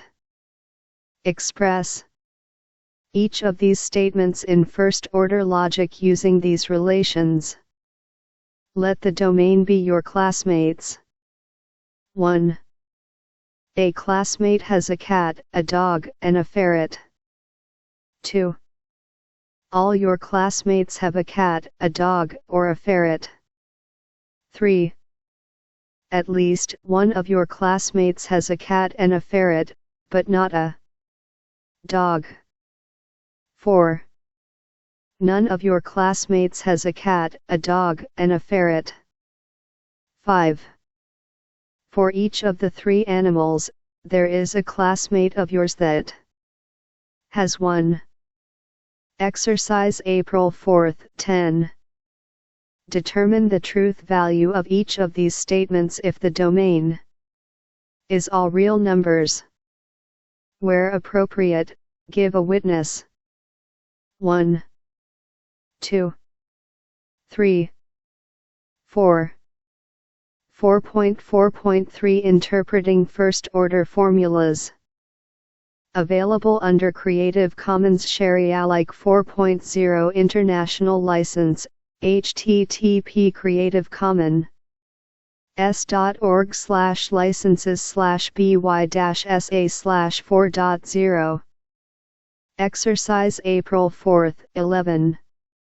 Let P, X, Q, X, R, X, and S, X, be the statements X is a duck, X is one of my poultry, X is an officer, and X is willing to waltz, respectively. Express each of these statements using quantifiers, logical connectives, and the relations P, X, Q, X, R, X, and S, X. 1. No ducks are willing to waltz. 2. No officers ever decline to waltz. 3. All my poultry are ducks. 4. My poultry are not officers. 5. Does the fourth item follow from the first three taken together? Argue informally, you don't need to use the algebra or inference rules for first-order logic here. 148. Download for free at https://383D4B872D7B454E99FE2EAA43A8FF at 2020. Exercise April 4, 12. You come home one evening to find your roommate exuberant because they have managed to prove that there is an even prime number bigger than 2. More precisely, they have a correct proof of y, p, y, y, 2, e, y, for the domain of natural numbers, with p interpreted as is prime, and e interpreted as is even. While they are celebrating their imminent fame at this amazing mathematical discovery, you ponder 1. And realize the formula is indeed true for that interpretation.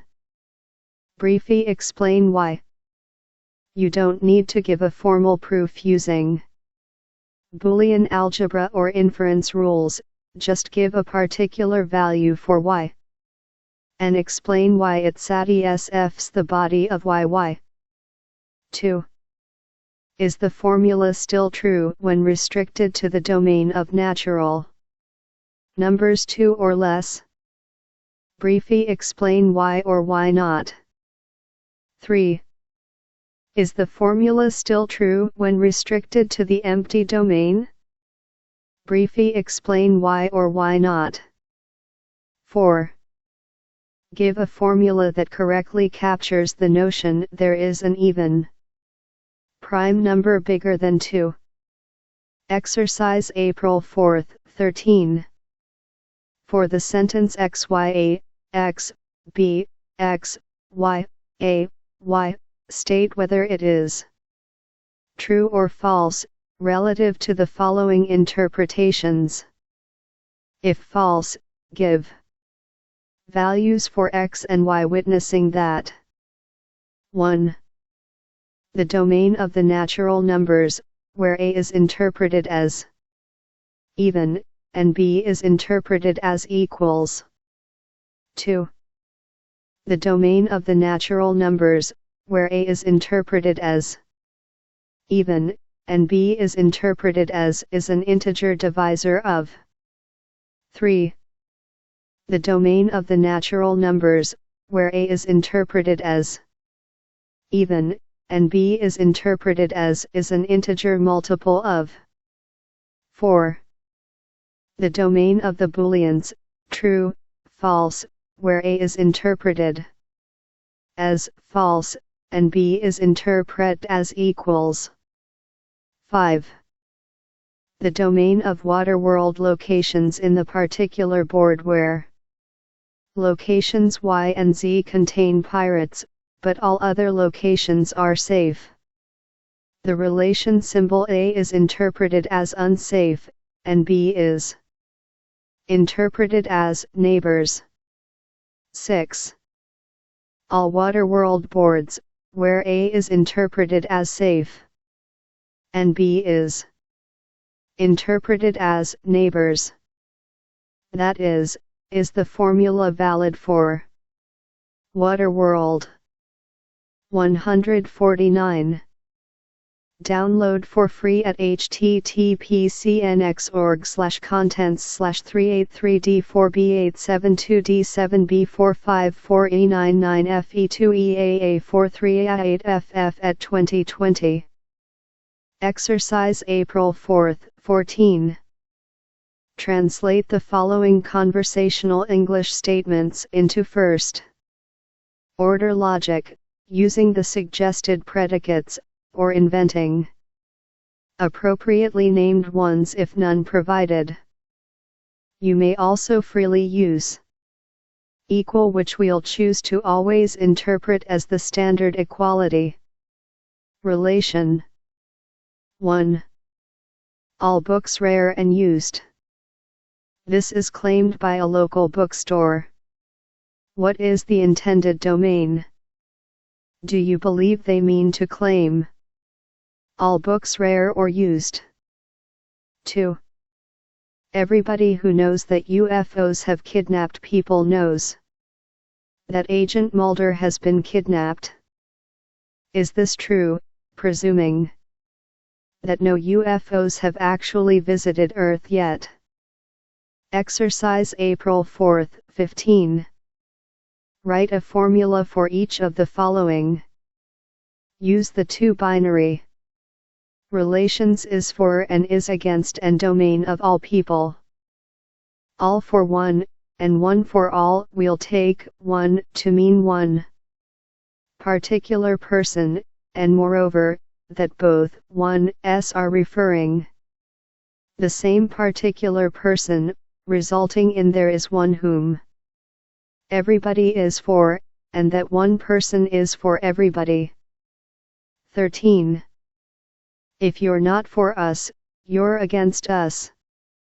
In aphorisms, you is meant to be an arbitrary person. Consider using the word one instead.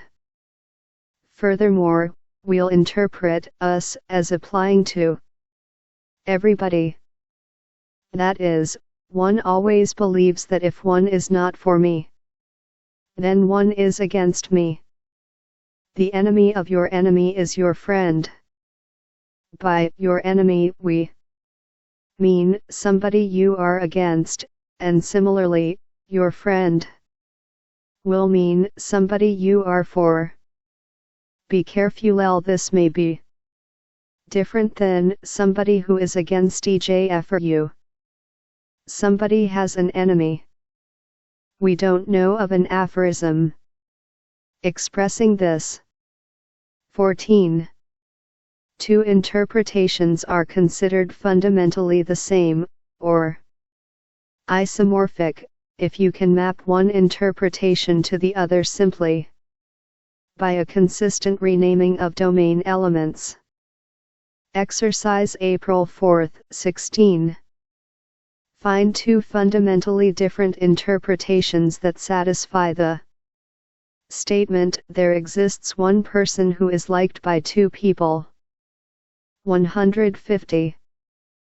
Download for free at https://383d4b872d7b454e99fe2eaa43a8ff at 2020. Exercise April 4, 17. For the Four Musketeer formulas from a previous exercise, exercise April 4, 15, find three fundamentally different interpretations of is for, which satisfy all the formulas on a domain of three people. Depict each of these interpretations as a graph. Draw three circles, nodes, representing the three people, and an arrow, edge, from a person to each person they like. You can glance at Rosen section 9.1. Figure 8 for an example. Note, one of the interpretations is unintuitive in that is for and is against don't correspond to what we probably mean in English. Exercise April 4, 18. Translate the following statements into first-order logic. The domain is the set of natural numbers, and the binary relation kth, k, n. I indicates whether or not the kth number of the sequence is n. For example, the sequence 5, 7, 5 is represented by the relation kth equal 0, 5, 1, 7, 2, 5. You can also use the binary relations equal, and, but no others. You may assume that kth models a sequence no index k occurs multiple times, thus excluding kth equal 0, 5, 1, 7, 0, 9. Thus, kth is a function, as in a previous example representing an array as a function, example 4.8. Also, no higher index k occurs without all lower numbered indices being present, thus excluding kth equal 0, 5, 1, 7, 3, 9, 1. The sequence is finite. 2. The sequence contains at least 3 distinct numbers, for example, 5, 6, 5, 6, 7, 8, but not 5, 6, 5, 6. 3. The sequence is sorted in non-decreasing order, for example, 3, 5, 5, 6, 8, 10, 10, 12. 4. The sequence is sorted in non-decreasing order, except for exactly one out-of-order element, for example, 20, 30, 4, 50, 60. 151.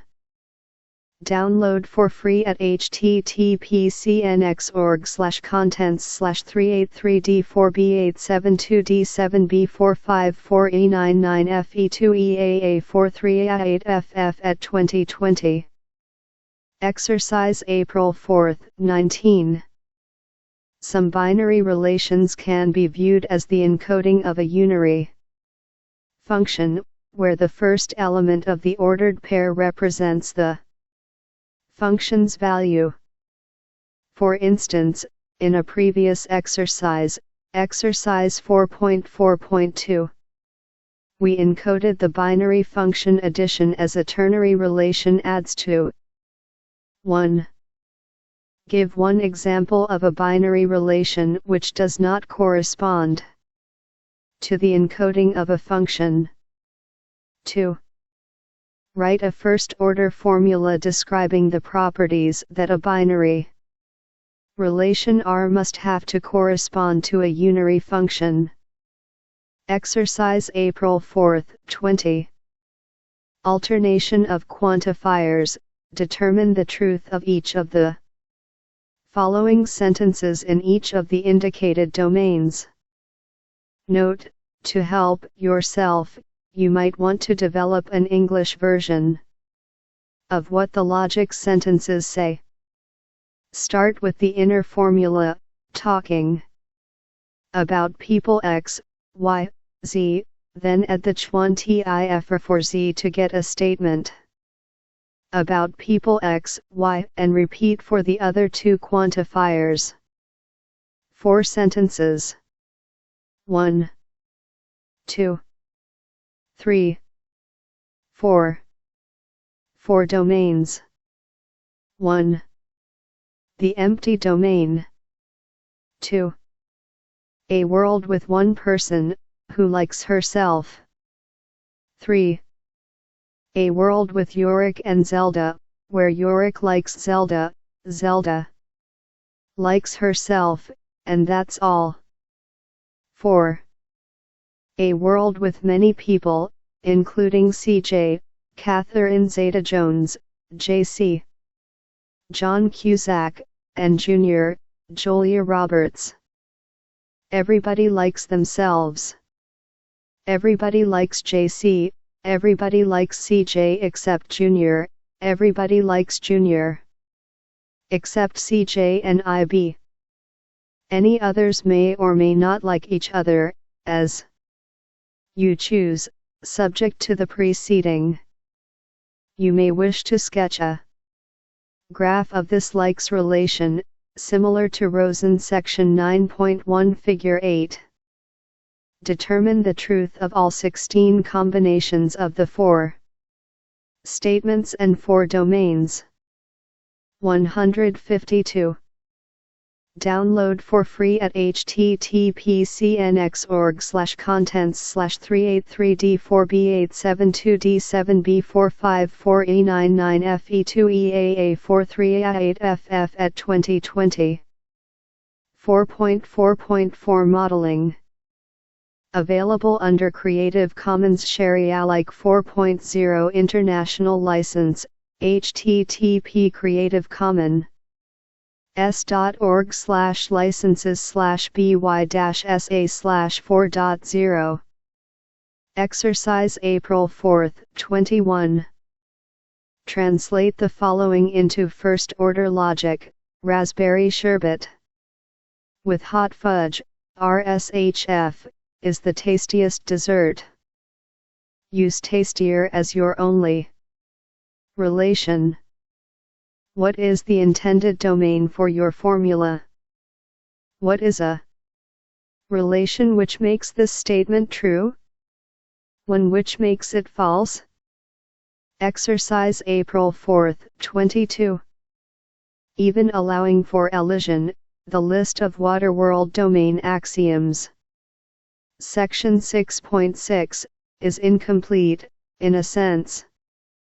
The game reports how many pirates exist in total, but that global information is not reflected in the propositions or axioms. We had the same problem. Exercise February 5, 13, with the propositional logic domain axioms. 1. First, assume we only use the default Waterworld board size and number of pirates, i.e., FVE. What additional axiom or axioms do we need? 2. Next, generalize your answer to model the program's ability to play the game with a different number of pirates. What problem do you encounter? 153.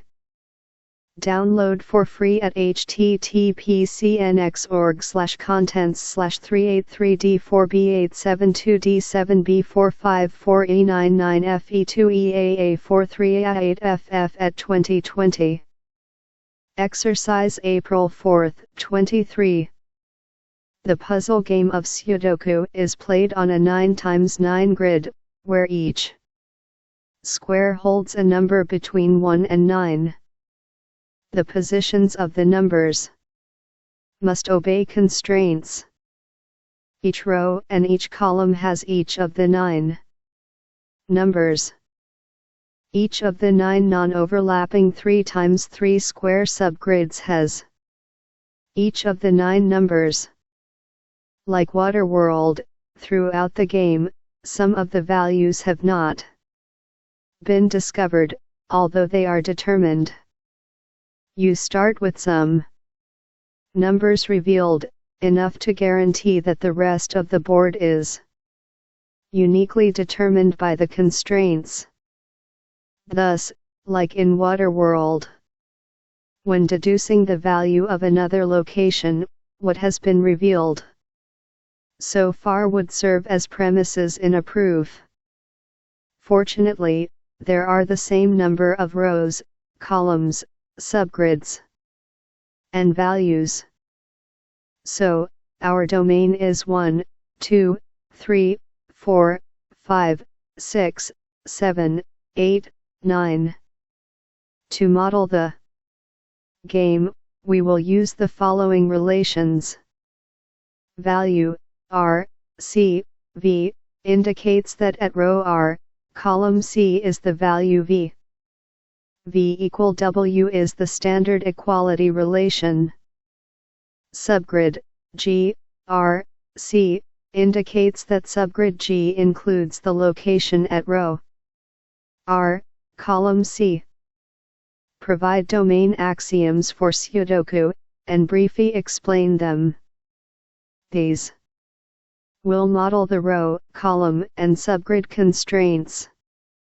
In addition, you should include constraints on our above relations, such as that H Location holds one value.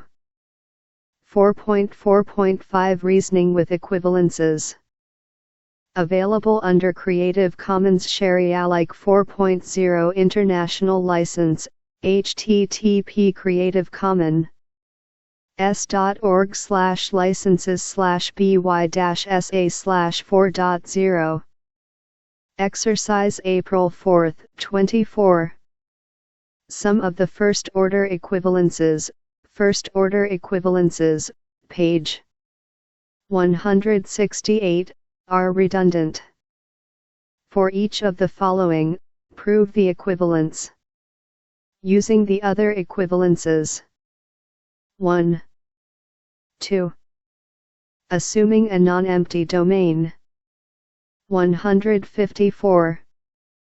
Download for free at https://383d4b872d7b454e99fe2eaa43a8ff at 2020.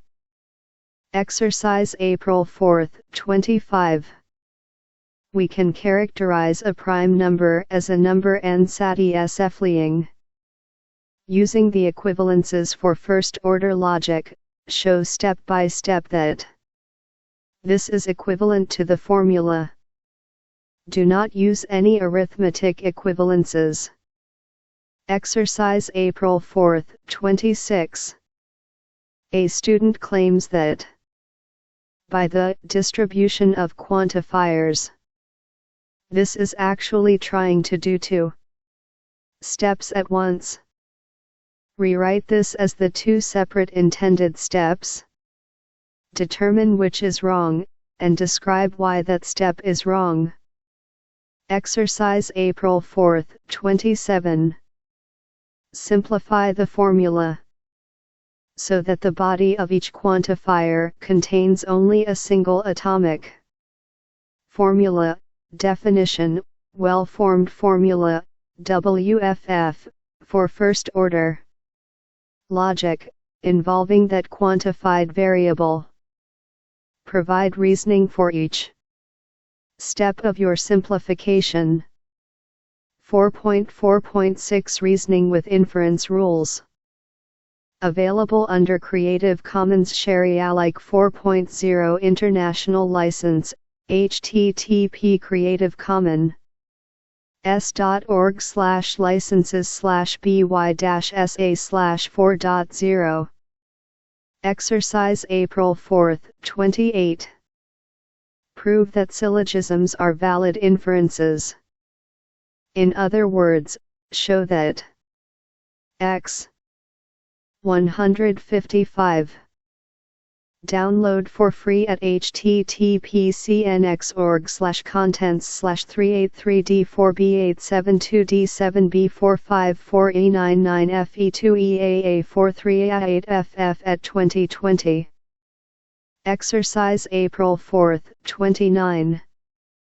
What is wrong with the following proof of xe, x, e, c? 1. Subproof. 1. A premise for subproof. 1 B-E, C, Elim, line 1a. 2. Intro, line 1. Exercise April 4, 30. Using the inference rules, formally prove the last part of the previous problem about ducks and such. Exercise April 4, 11. Exercise April 4, 31.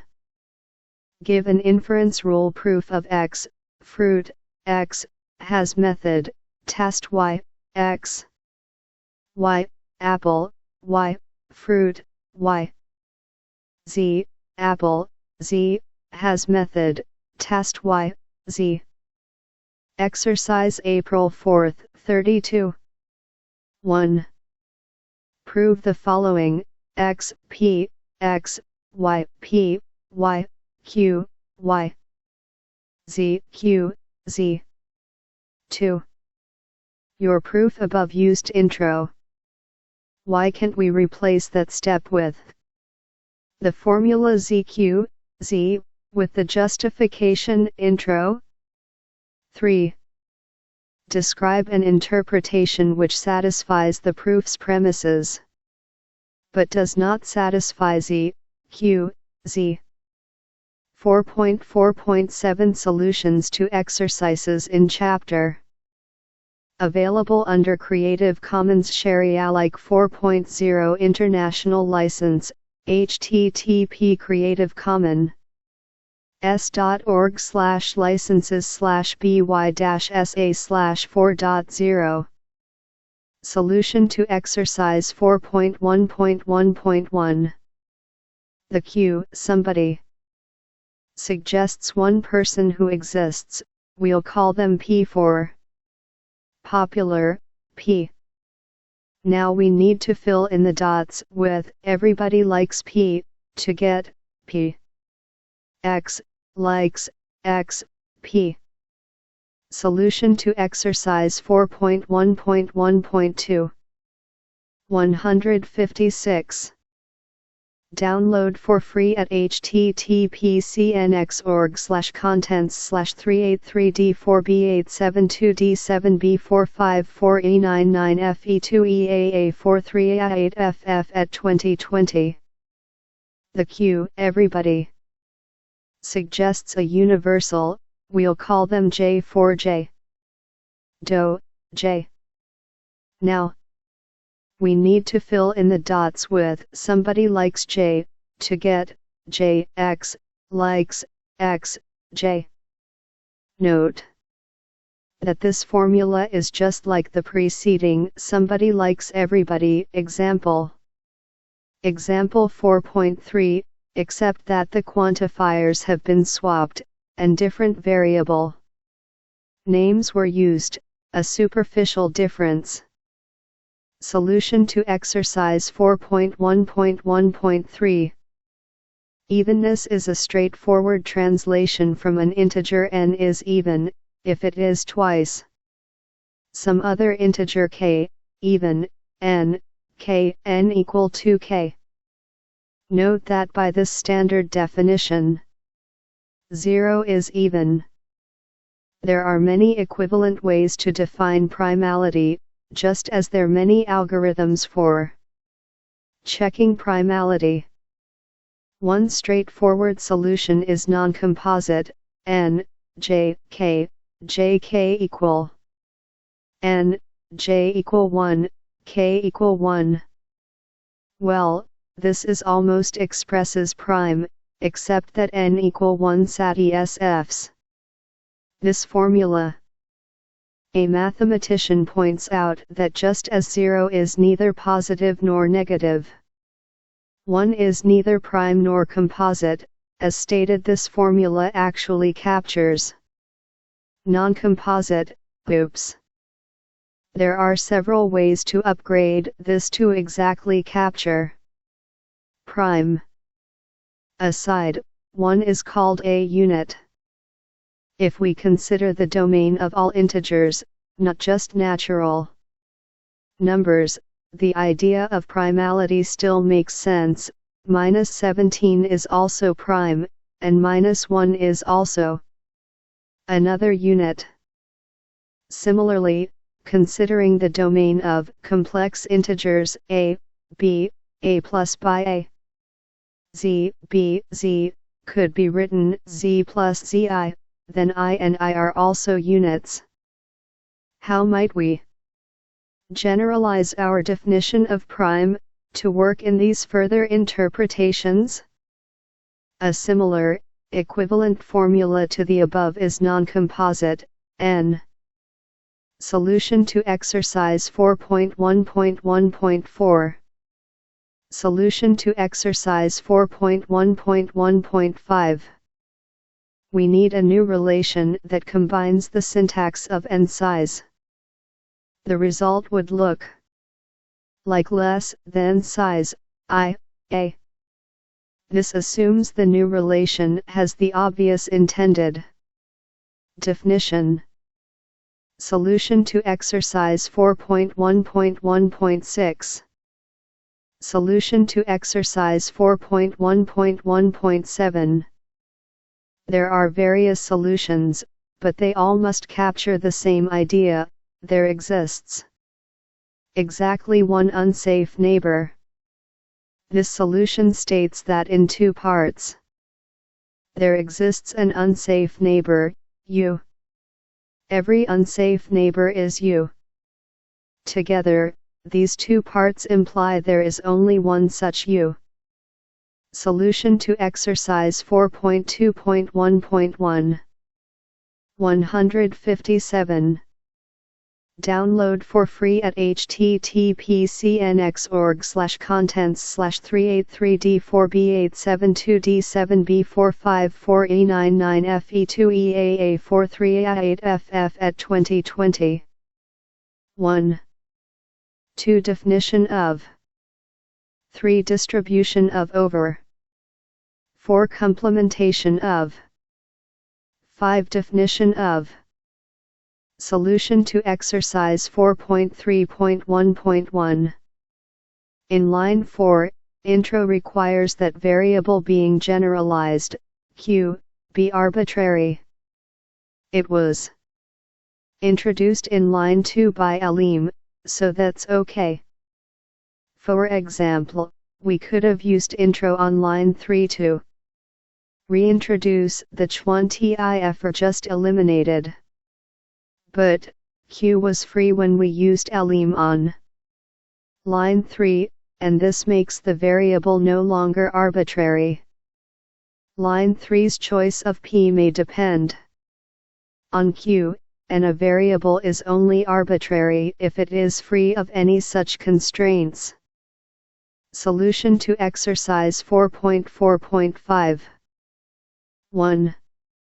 The relation needs to accept locations as well as numbers, so the domain is L n, where L is the set of Waterworld locations.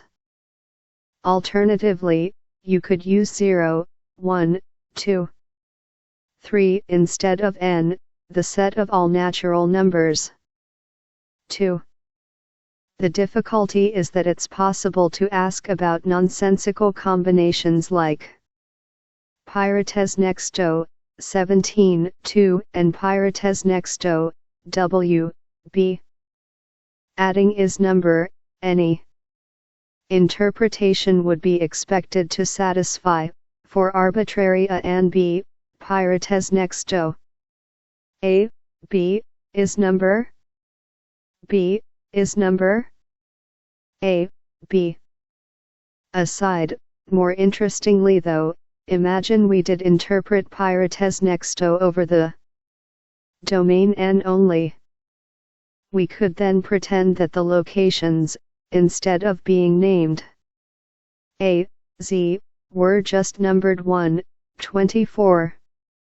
While this representation doesn't reflect how we model the problem, it is legal. Exercise for the reader: write a formula which excludes relation Pyrates nexto which can't match this convention. Solution to exercise April 4, 16. 1. Interpretation that satisfies this is a domain of three people: Alice, Bob, Charlie. With the likes relation, Alice, Bob, Bob, Bob. Bob is liked by two people, so it satisfies the statement. Here's another interpretation that is the same except for renaming, and thus not fundamentally different: a domain of three people: Alyssa, Bobby, Chuck, with the likes relation, Chuck, Alyssa, Alyssa, Alyssa. With the substitutions Chuck Alice and Alyssa Bob, we see that the underlying structure is the same as before. Here's an interpretation that is fundamentally different: a domain of three people: Alice, Bob, Charlie, with the likes relation, Charlie, Bob, Alice, Bob. No matter.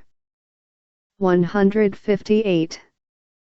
Download for free at https://383d4b872d7b454e99fe2eaa43a8ff at 2020.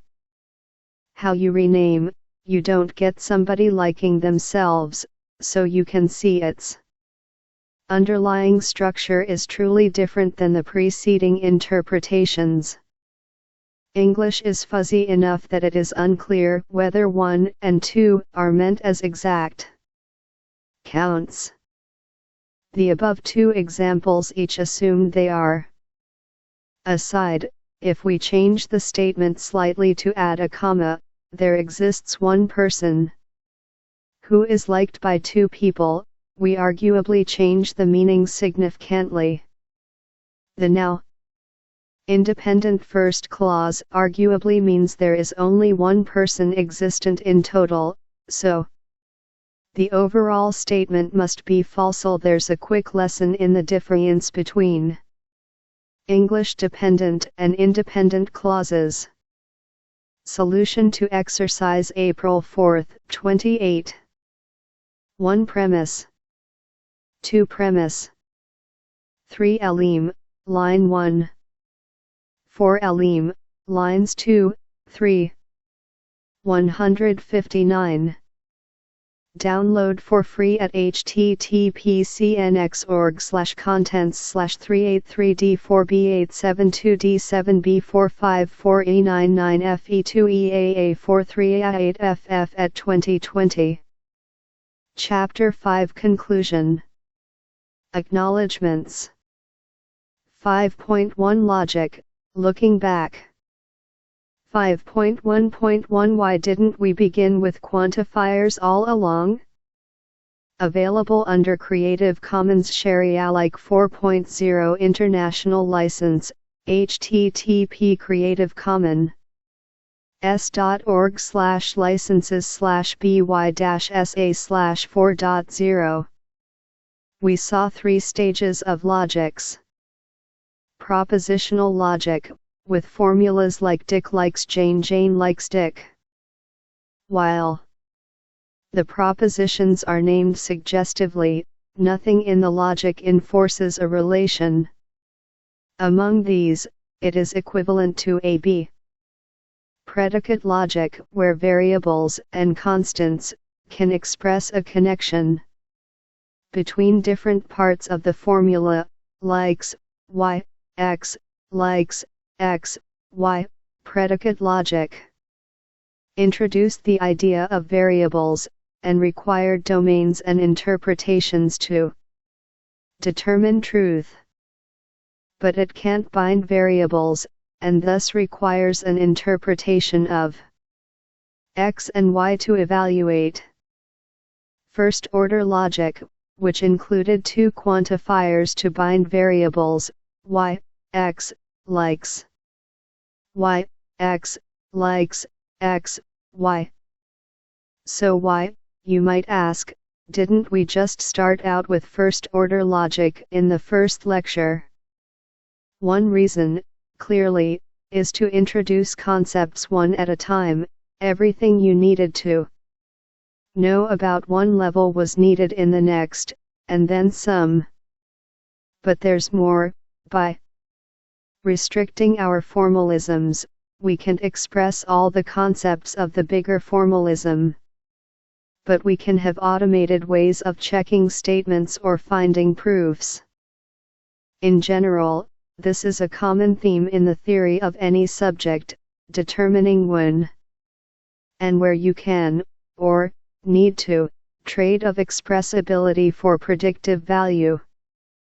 For example, linguistics, having a set of precise rules for, say, Tagalog grammar allows you to determine what is and isn't a valid sentence. Details of the formal grammar can reveal relations to other languages which aren't otherwise so apparent.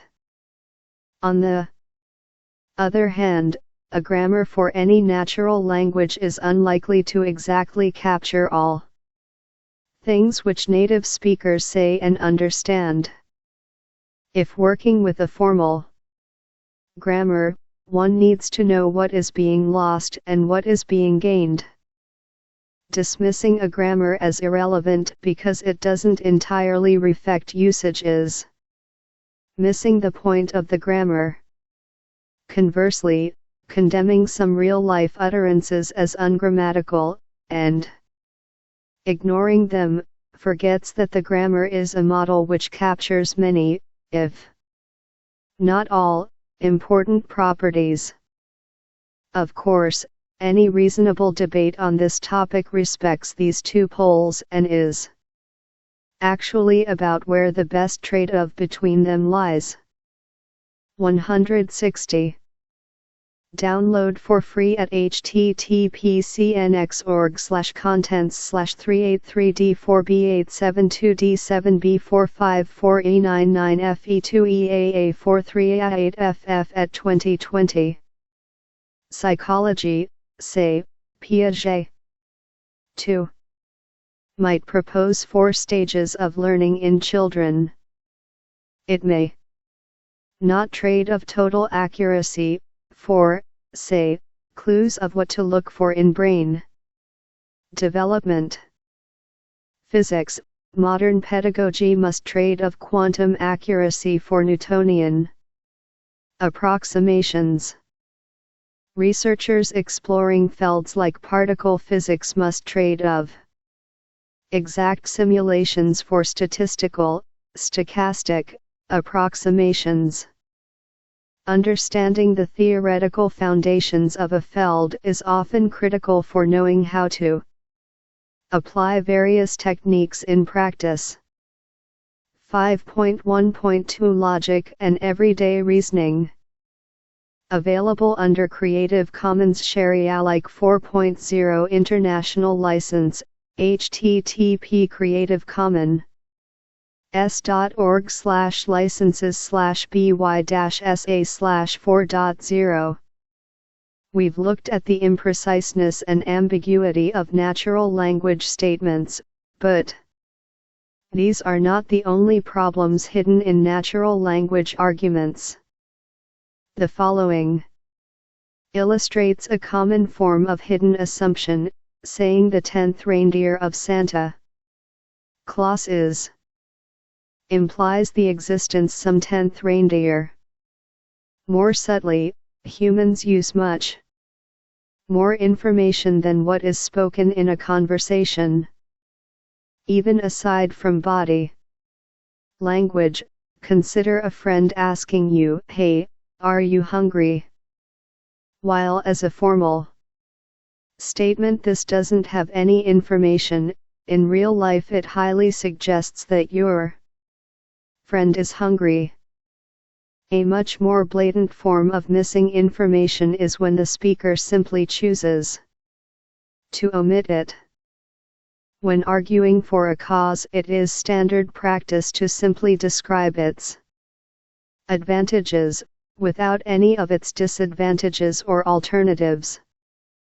Aside, economists measure things not in cost, but opportunity cost, the price of something minus the benefits of what you'd get using the price for something else.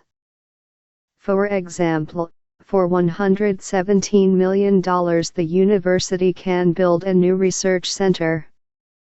But what else could you do on campus with $117 million? Historically, logic and rhetoric, the art of persuasion through language, are closely linked. 5.1.3 Other logics. Available under Creative Commons Share-alike 4.0 International License, http Creative Commons s.org/licenses/by-sa/4.0. You've now been introduced to 2 logics, propositional and first order. But the story does not have to end here. There are many other logics, each with their uses. 161. Download for free at https://383D4B872D7B454E99FE2EAA43A8FF at 2020. 5.1.3.1 Limitations of First-Order Logic's Expressiveness. Available under Creative Commons Share-alike 4.0 International License, http creativecommons.org/licenses/by-sa/4.0. We can make first-order sentences to express concepts as vertices A and B are connected by a path of length 2, as well as by a path of length 3, length 4, etc. Note: write a couple of these sentences. But trying to write vertices A and B are connected by a path of any length isn't obvious. In fact, it can be proven that no first-order sentence can express this property. Nor can it express the closely related property the graph is connected without reference to two named vertices A and B. What about second-order logic? It has a bigger name, whatever it means. Perhaps it can express more properties? What exactly is second-order logic? In first-order logic, quantifiers range over elements of the domain. There exist numbers x and y. In second-order logic, you can additionally quantify over sets of elements of the domain. There is a set of numbers, such that. Example 5.1. For instance, for all vertices x and y, there exists a set of vertices. Call the set red. The red vertices include a path from x to y. More precisely, every red vertex has exactly two red neighbors, or it is x or y, which each have exactly one red neighbor. Is this sentence true? Exactly when the graph is connected. Why does this description of red vertices not quite correspond to just the vertices on a path from x to y? An interesting phenomenon. There are some relations between how difficult it is to write down a property, and how difficult to compute it. How might you try to formalize the statement, "There is a winning strategy for chess"? A shortcoming of first-order logic is that it is impossible to express the concept path. This can be proven, though we won't do so here. Thus, some other logics used to formalize certain systems include: as mentioned, second-order logic is like first-order logic, but it also allows quantification over entire relations. Thus, you can make formulas that state things like for all relations R, if R is symmetric and transitive, then. While less common, we could continue with third order, fourth order, etc. Temporal logic is based on quantification over time. This is useful to describe how a program's state changes over time. In particular, it is used for describing concurrent program specifications and communication protocols, sequences of 162. Download for free at https://383D4B872D7B454E99FE2EAA43A8FF at 2020. Communications steps used in security or networking. See, for example, Teach Logic's Model Checking Module 3. Linear logic is a resource-aware logic. Every premise must be used, but it may be used only once. This models, for example, how keyboard input is usually handled. Reading an input also removes it from the input stream, so that it can't be read again.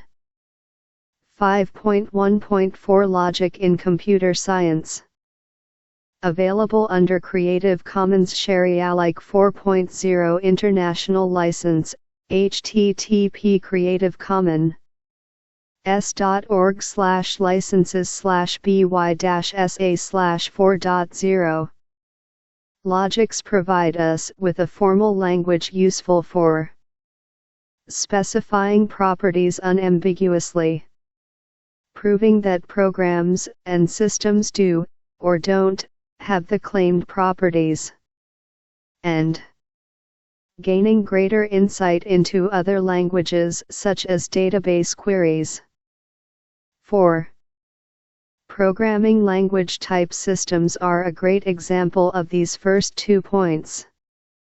The connectives allow us to talk about pairs and structures, X and Y, unions, X or Y, and functions. If you give the program a X, it produces a Y. The generics in Java, C++, and C are based upon universal quantification, while wildcards in Java are based upon existential quantification. One formalization of this strong link between logic and types is called the Curry-Howard isomorphism. Compilers have very specific logics built into them in order to optimize your code. Analyses check what properties your code has. For example, are variables B and C needed at the same time, or can they be stored in the same hardware register? More generally, it would be great to be able to verify that our hardware and software designs were correct. First, specifying what correct means requires providing the appropriate logical formulas. With hardware, automated verification is now part of the regular practice. However, it is so computationally expensive that it can only be done on pieces of a design, but not, say, a whole microprocessor. With software, we also frequently work with smaller pieces of code, proving individual functions or algorithms correct. However, there are 2 big interrelated problems. Many of the properties we'd like to prove about our software are undecidable. It is impossible to check the property accurately for every input. Also, specifying full correctness typically requires extensions to first-order logic, most of which are incomplete. As we've seen, that means that we cannot prove everything we want. While proving hardware and software correct has its limitations, logic provides us with tools that are still quite useful. For an introduction to one approach used in verification, see Teach Logic's Model Checking Module 163. Download for free at https://383D4B872D7B454E99FE2EAA43A8FF at 2020. 5.2 Acknowledgements. Available under Creative Commons Sharealike 4.0 International License, http Creative Commons s.org/licenses/by-sa/4.0. The Teach Logic project is the work of many contributors, and was made possible through an NSF SAIS grant. Major contributors and grant principal investigators are Moshe Vardi, Rice University; Matthias Felleisen, Northeastern University; Ian Barland, Rice University; Fokshan Kolaitis, University of California at Santa Cruz; John Greiner, Rice University. In addition, Paul Steckler implemented the base module's Waterworld game. 10. Students who helped contribute to various Teach Logic modules include Chronologically, Peggy Fiddleman, Justin Garcia, Brian Cohen, Sarah Trowbridge, Brian Cash, Fuking Jack Chi, Ben McMahon. Teach Logic has also been influenced by the BEASM project, headed by Rex Page of Oklahoma University. In particular, the base module owes both some overall structure and specific details to BEASM.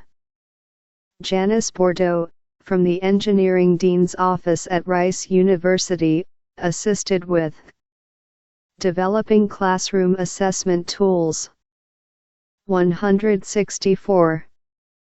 Download for free at https://383d4b872d7b454e99fe2eaa43a8ff at 2020.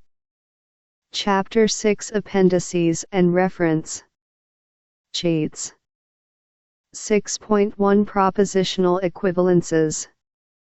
Available under Creative Commons Sharealike 4.0 International License, http creativecommons.org/licenses/by-sa/4.0. The following lists some propositional formula equivalences. Remember that we use the symbol as a relation between two WFFs, not as a connective inside a WFF. In these, and are metavariables standing for any WFF. Double complementation. Complement, true false. Identity, false true. Dominance, true true false false. Idempotency. Absorption. Redundancy.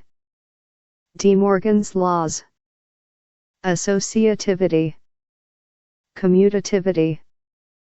Distributivity. Table 6.1 Propositional Logic Equivalences. 165.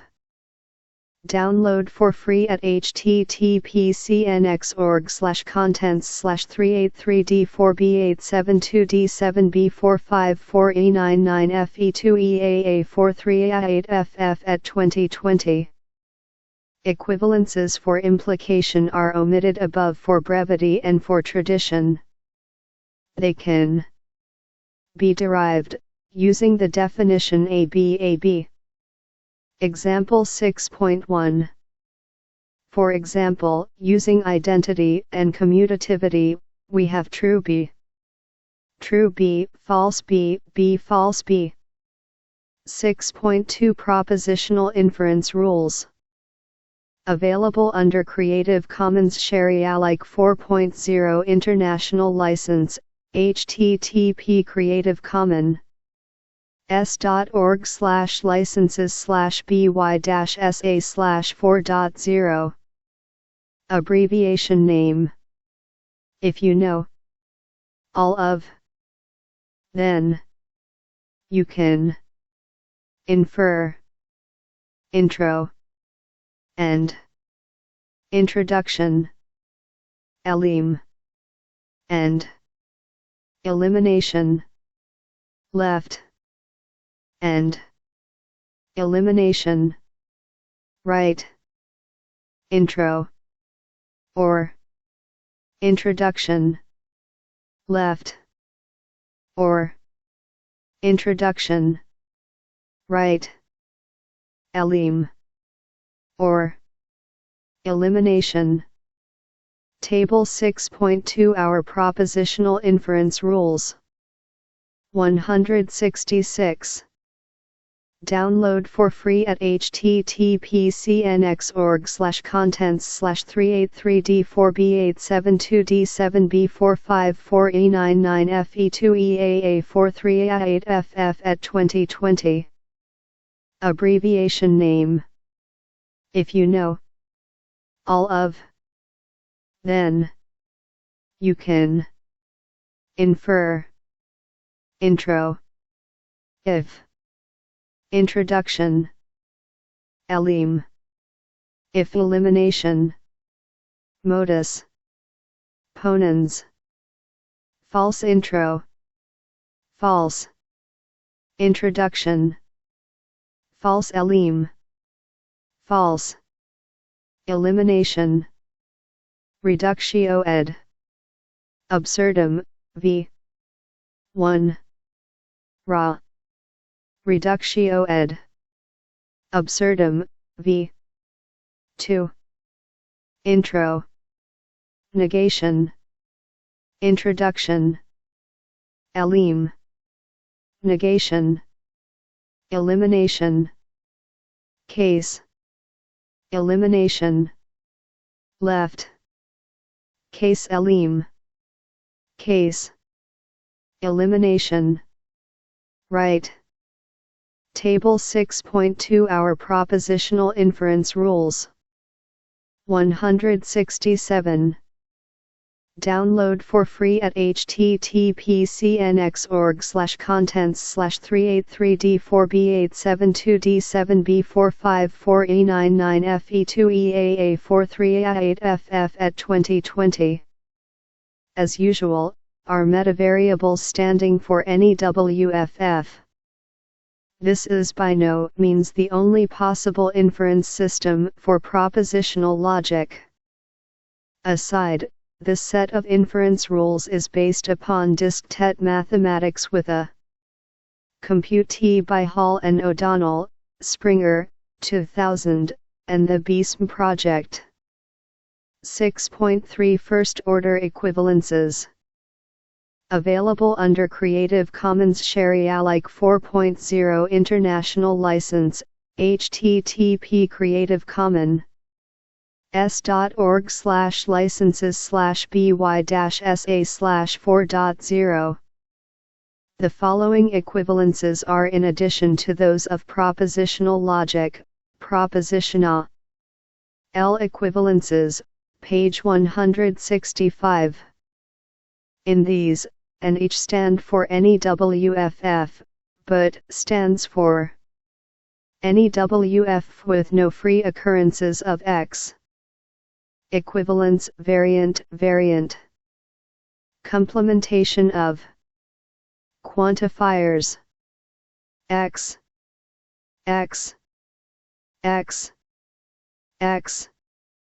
Interchanging quantifiers X, Y, X, Y, X, X, X, X, X, X, X, X, X, X, X, X, X. Distribution of quantifiers X, X, X, X, X, X. Distribution of quantifiers with non-empty domain X, X. Table 6.3 First order logic equivalences. 168. Download for free at https://383d4b872d7b454e99fe2eaa43a8ff at 2020. Equivalence variant. X, Renaming X, Y, x, y, x, y, x, y. Simplification of quantifiers with non-empty domain. X, x. Simplification of quantifiers with empty domain. X, true, x, false. Table 6.3 First order logic equivalences. When citing distribution of quantifiers, say what you're distributing over what. For example, distribute over with being x free. In renaming, the notation xy means with each free occurrence of x replaced by y. It is a metaformula. When writing any particular formula, you don't write any brackets, and instead just do the replacement. This set of equivalences isn't actually quite complete.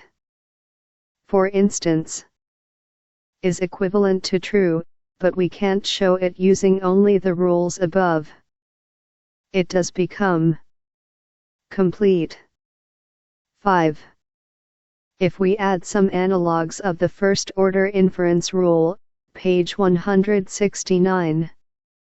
Replacing with and carrying along their baggage of arbitrary and free to substitute in. 6.4 First order inference rule. Available under Creative Commons Sharealike 4.0 International License, http Creative Commons s.org/licenses/by-sa/4.0. The following are in addition to those of propositional inference rules, page 166. 169. Download for free at https://383d4b872d7b454e99fe2eaa43a8ff at 2020. Abbreviation name. If you know all of, then you can infer. Intro. Introduction. Y. Arbitrary, p. 99. xyx. X. T is any term that is free to be replaced in elim. Elimination. Domain non-empty. xt. T is any term in that is free to be replaced. Intro. Introduction. Domain non-empty. xtx. Where t is arbitrary. X. C is a new constant in the proof. Elim. Elimination. C does not occur in the proofs. Conclusion. XC. Table 6.4 Our first order inference rules. As usual, we use as a metavariable to range over first order WFFs.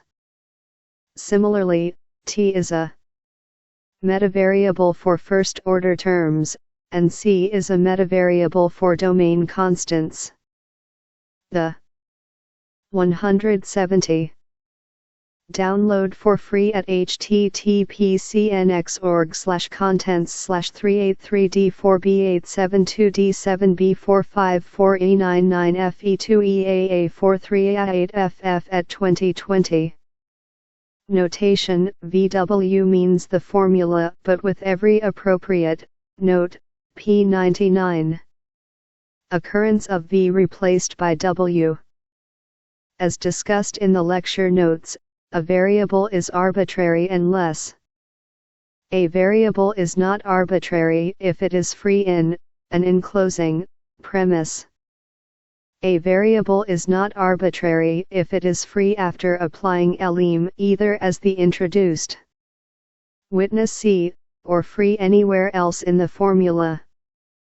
The usual way to introduce arbitrary variables is during elim, wjo later using it in elim. As a detail in elim and intro, the term t must be free to replace the variable x in. This means that it is not the case that both t contains a variable ch1tif in, and that x occurs free within that ch1tif. In short, the bound variable names should be kept distinct from the free variable names.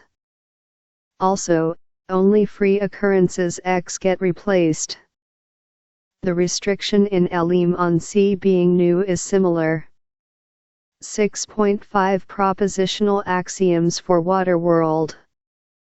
Available under Creative Commons Sharealike 4.0 International License, http Creative Commons s.org/licenses/by-sa/4.0.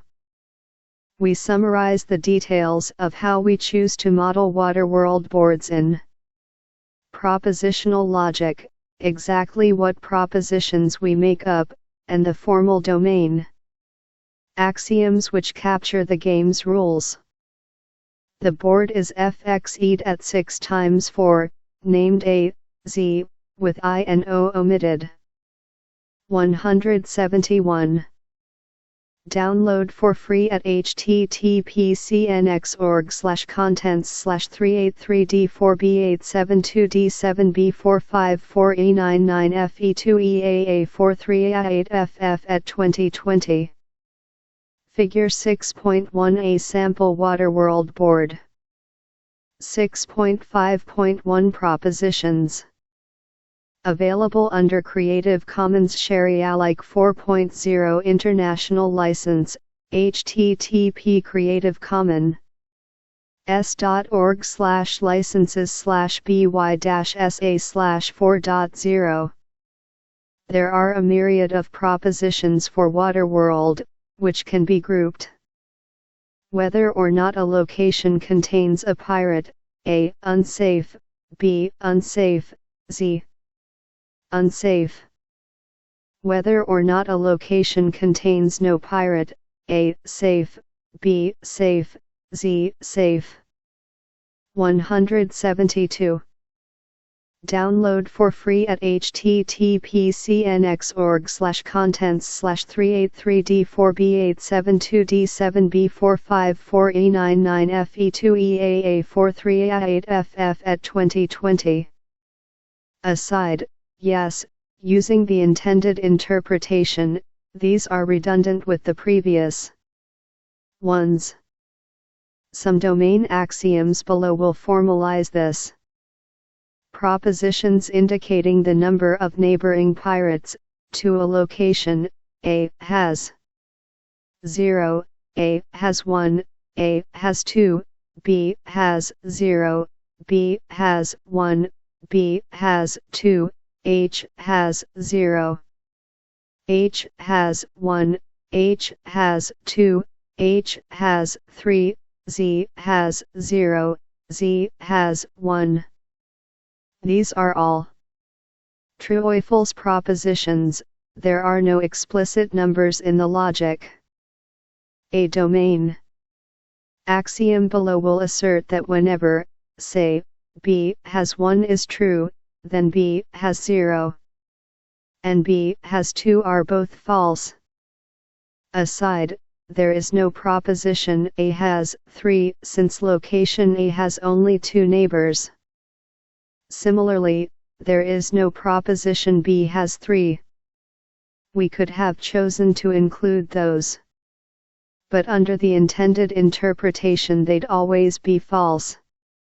These propositions describe the state of the underlying board, the model, and not our particular view of it. Our particular view will be reflected in which formulas we'll accept as premises. so we'll accept A has 2 as a premise only when A has been exposed and shows a 2. 6.5.2 The domain axioms. Available under Creative Commons Share-alike 4.0 International License, http Creative Commons s.org/licenses/by-sa/4.0. Axioms asserting that the neighbor counts are correct. Count of 0. A0, A has 0. B, safe. G, safe. H0, H has 0. G, safe. J, safe. P, safe. Z0, Z has 0. Y, safe. Count of 1. A1, A has 1. B, safe. G, unsafe. B, unsafe. G, safe. H1, H has 1. G, safe. J, safe. P, unsafe. G, safe. J, unsafe. P, safe. G, unsafe. J, safe. P, safe. Z1, Z has 1. Y, unsafe. Count of 2. A2, A has 2. B, unsafe. G, unsafe.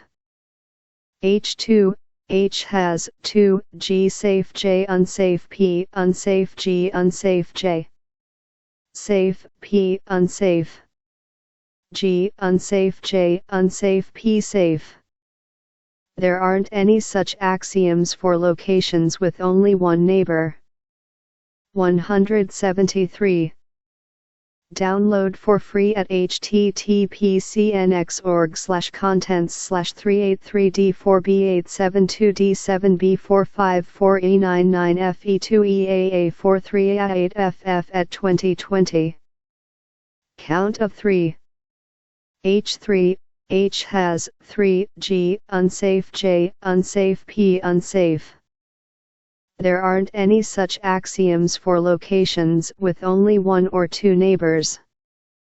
Axioms asserting that the propositions for counting neighbors are consistent. A has 0. A has 1. A has 0. A has 1. A has 1. A has 0. B has 0. B has 1. B has 2. B has 0. B has 1. B has 2.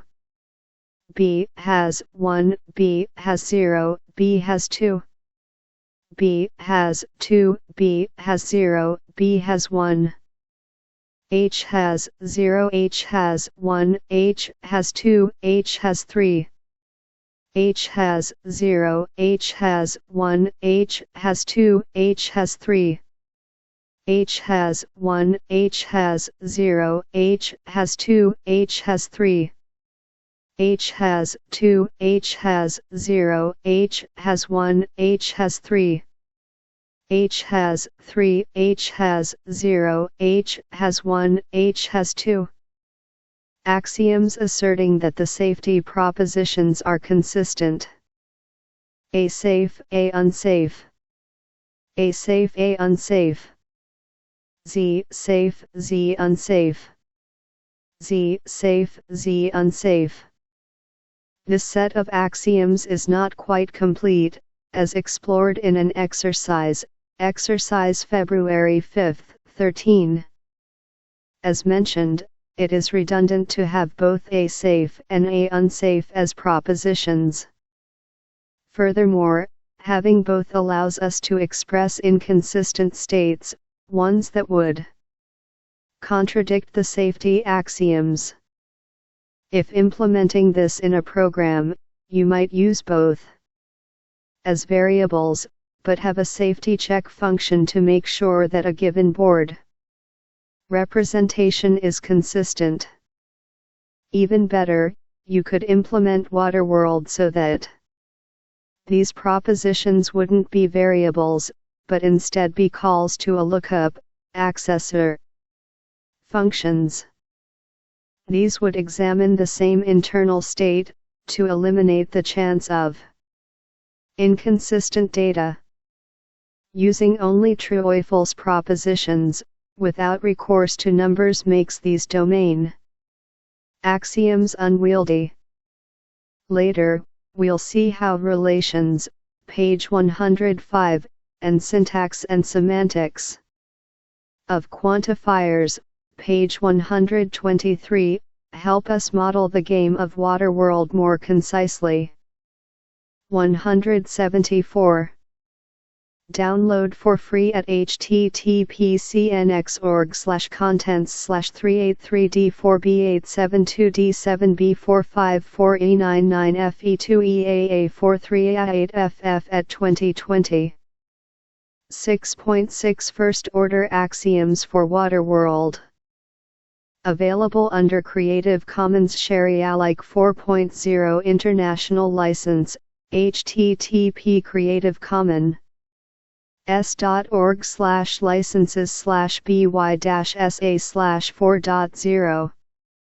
We summarize the details of how we choose to model Waterworld boards in first order logic, exactly what relations we make up, and the formal domain axioms which capture the game's rules.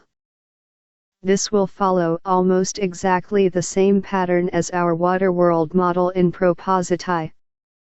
Onal Axioms for Waterworld, page 171. However, we will take advantage of the additional flexibility provided by first-order logic. Rather than modeling only the default 6x4 Waterworld board, we will be able to model any board representable by our relations. This will allow boards of any size and configuration, with one major constraint: each location can have at most 3 neighboring pirates. 6.6.1 Domain and Relations. Available under Creative Commons Share-alike 4.0 International License, http Creative Commons s.org/licenses/by-sa/4.0. Our domain is simply the set of all board locations. This set can be arbitrarily large, even infinite. The board configuration is given by the binary neighbor relation NHBR. The next relations correspond directly to the propositions, page 172, in the propositional logic model. Whether or not a location contains a pirate, safe. This is a unary relation. Aside, we choose not to include a redundant relation unsafe. Unary relations indicating the number of neighboring pirates, HAS0, HAS1, HAS2, and HAS3. Aside, thus, we have our restriction to 3 unsafe neighbors. This will also be reflected in our domain axioms below. See also this problem, exercise 3.5.1, for a discussion of how to avoid this restriction. In addition, to have encode the domain axioms for an arbitrary domain, we also need an equality relation over our domain of locations. As is traditional, we will use infix notation for this relation, for example, x equal y. Furthermore, we will allow ourselves to write x equal y as shorthand for x equal y. Thus, we do not need a distinct inequality relation. Note that these relations describe the state of the underlying board, the model, and not our particular view of it. Our particular view will be reflected in which formulas we'll accept as premises. So we'll accept HAS2, A, as a premise only when A has been exposed and shows a 2. 175. Download for free at https://383d4b872d7b454e99fe2eaa43a8ff at 2020. 6.6.2 The Domain Axioms. Available under Creative Commons Share-alike 4.0 International License, http Creative Commons. s.org/licenses/by-sa/4.0. Many of our axioms correspond directly, albeit much more succinctly, with those. Section 6.5.2, The Domain Axioms, page 173, of the Propositional Model. In addition, we have axioms that specify that our neighbor and equality relations are self-consistent. Axioms asserting that the neighbor relation is anti-reflexive and symmetric. X, NHBR, X, X, X, Y, NHBR, X, Y, NHBR, Y, X. Axioms asserting that equal truly is an equality relation, i.e., it is reflexive, symmetric, and transitive. X, X equal X. X, Y, X equal Y, Y equal X. X, Y, Z, X equal Y, Y equal Z, X equal Z. Axioms asserting that the neighbor counts are correct. Each of these is of the form if location X has n neighboring pirates, then there are n distinct unsafe neighbors of X. And any other distinct neighbor X is safe. We use the equality relation to specify the distinctness of each neighbor. In addition, we want the implications to go the opposite way.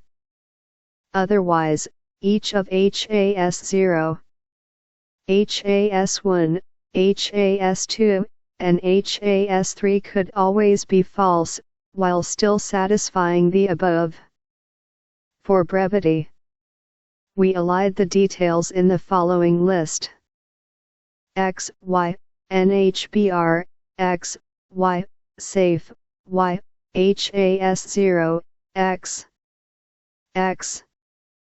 HAS1, X, X, HAS2, X, X, HAS3, X.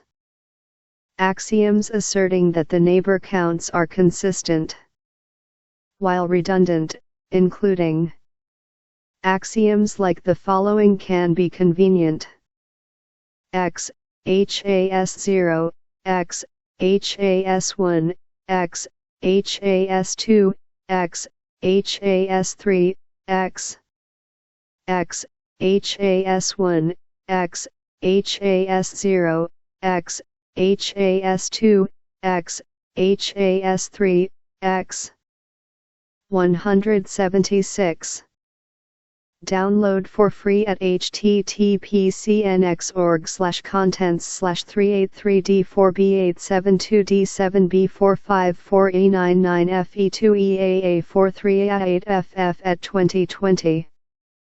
X, HAS2, X, HAS0, X, HAS1, X, HAS3, X, X, HAS3, X, HAS0, X, HAS1, X, HAS2, X. Note that this set of axioms is not quite complete, as explored in an exercise. April 4, 22. 6.7 Browser supports. Available under Creative Commons Share-alike 4.0 International License, http Creative Commons. s.org/licenses/by-sa/4.0. Caution: the information in this module is outdated. Please see my course L0 for a table of contents. Note, this page meant to be viewed with a MathMel-enabled browser. If you see X, P, X, Y, P, Y as a nice version of for all X, P, X exists. Y, P, Y, V phi, you're doing okay. If you further see as a nice version of script AI script, you're set. If not, see our description of browser support, section 6.7. At Rice on the CSNet, use Mozilla. Preferably, use version 1.1, as currently available on Solaris 8 machines. On Frosty CS, version 1.1 is the default. On other Solaris 8 machines, version 1.1 is not yet the default, but available via IOPT1 Mozilla 1.1 Isonos 5 Ibn Mozilla. In general, to view TeachLogic web pages, you'll need a browser that supports the following features: Cascading Style Sheets, CSS. 11. Most recent browsers support CSS sufficiently well. MathML. L2. Some browsers support MathML sufficiently well.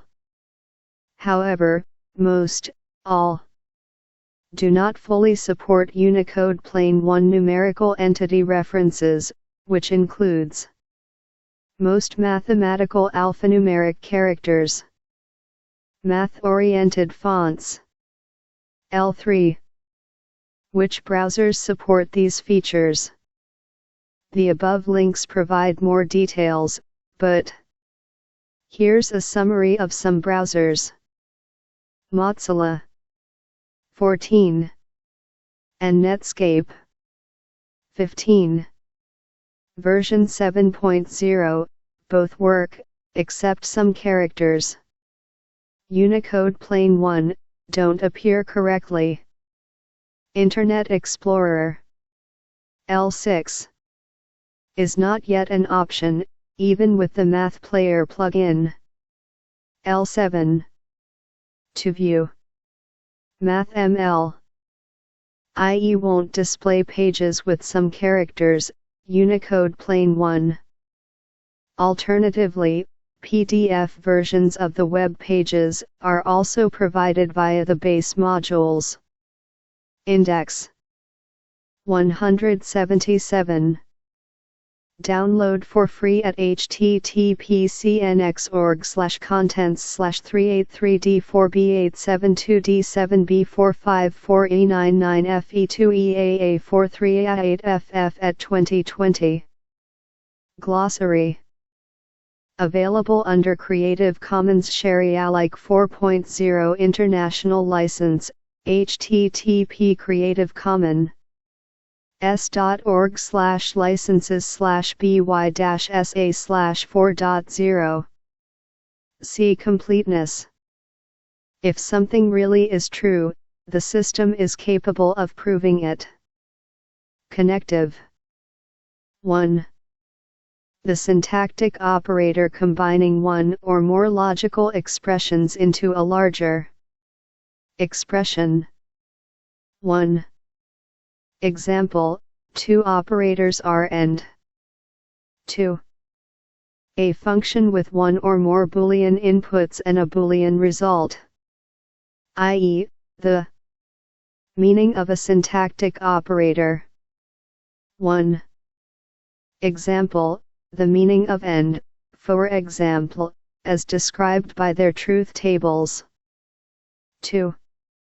Example, NAND, mnemonic, not and, written, takes in two Boolean values A and B, and returns true exactly when A B is not true, that is, A B. A B. I interpretation. The interpretation of a formula is a domain, together with a mapping from the formula's relation symbols to specific relations on the domain. P. Proposition. A statement which can be either true or false. Example, your meal will include hash browns. Propositional variable. A variable that can either be true or false, representing whether a certain proposition is true or not. Example, HB's soundness. If the system claims to prove something is true, it really is true. T. Tautology. A WFF which is true under any truth assignment, any way of assigning true or false to the propositions. Example, A unsafe. Example, A-B. Term 1. A variable. Example, A, B. 2. A constant.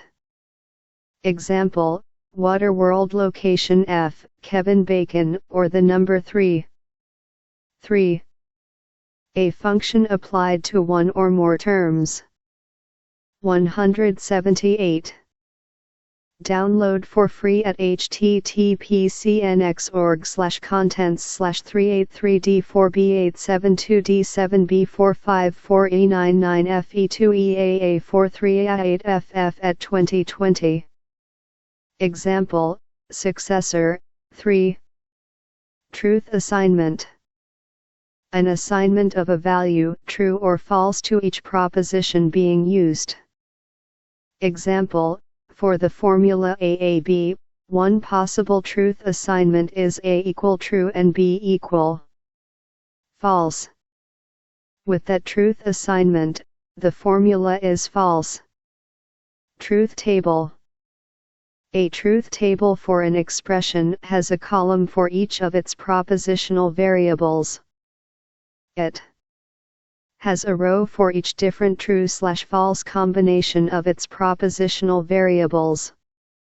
It has one more column for the expression itself, showing the truth of the entire expression for that row. U. Unsatisfiable. A WFF which is false under any truth assignment. Example, A unsafe. Example, A W well-formed formula, WFF. 1. A constant, true or false. If you prefer brevity, you can write T or F. 2. A propositional variable. 1. Example, A. 3. A negation, where is a WFF? 1. Example, C.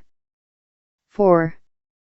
A conjunction, where N are WFFs. 1. Example, A, C. 5. A disjunction, where N are WFFs. 1. Example, C, A, C, or equivalently, C, A, C. 6. An implication, where N are WFFs. 1. Example, C, A, C, B, or equivalently, C, A, C, B. Well-formed formula, WFF, for first-order logic. A constant, true or false. An atomic formula, a relation symbol applied to one or more terms. Example, NHBR, X, F. A negation of a WFF. A conjunction of WFFs. A disjunction of WFFs. An implication of WFFs. A universal quantification of a WFF, X. Example, X, NHBR, X, F. An existential quantification of a WFF, X. Example, X, NHBR, X, F. 179. Download for free at httpsnx.org/contents/383D4B872D7B454E99FE2EAA43A8FF at 2020.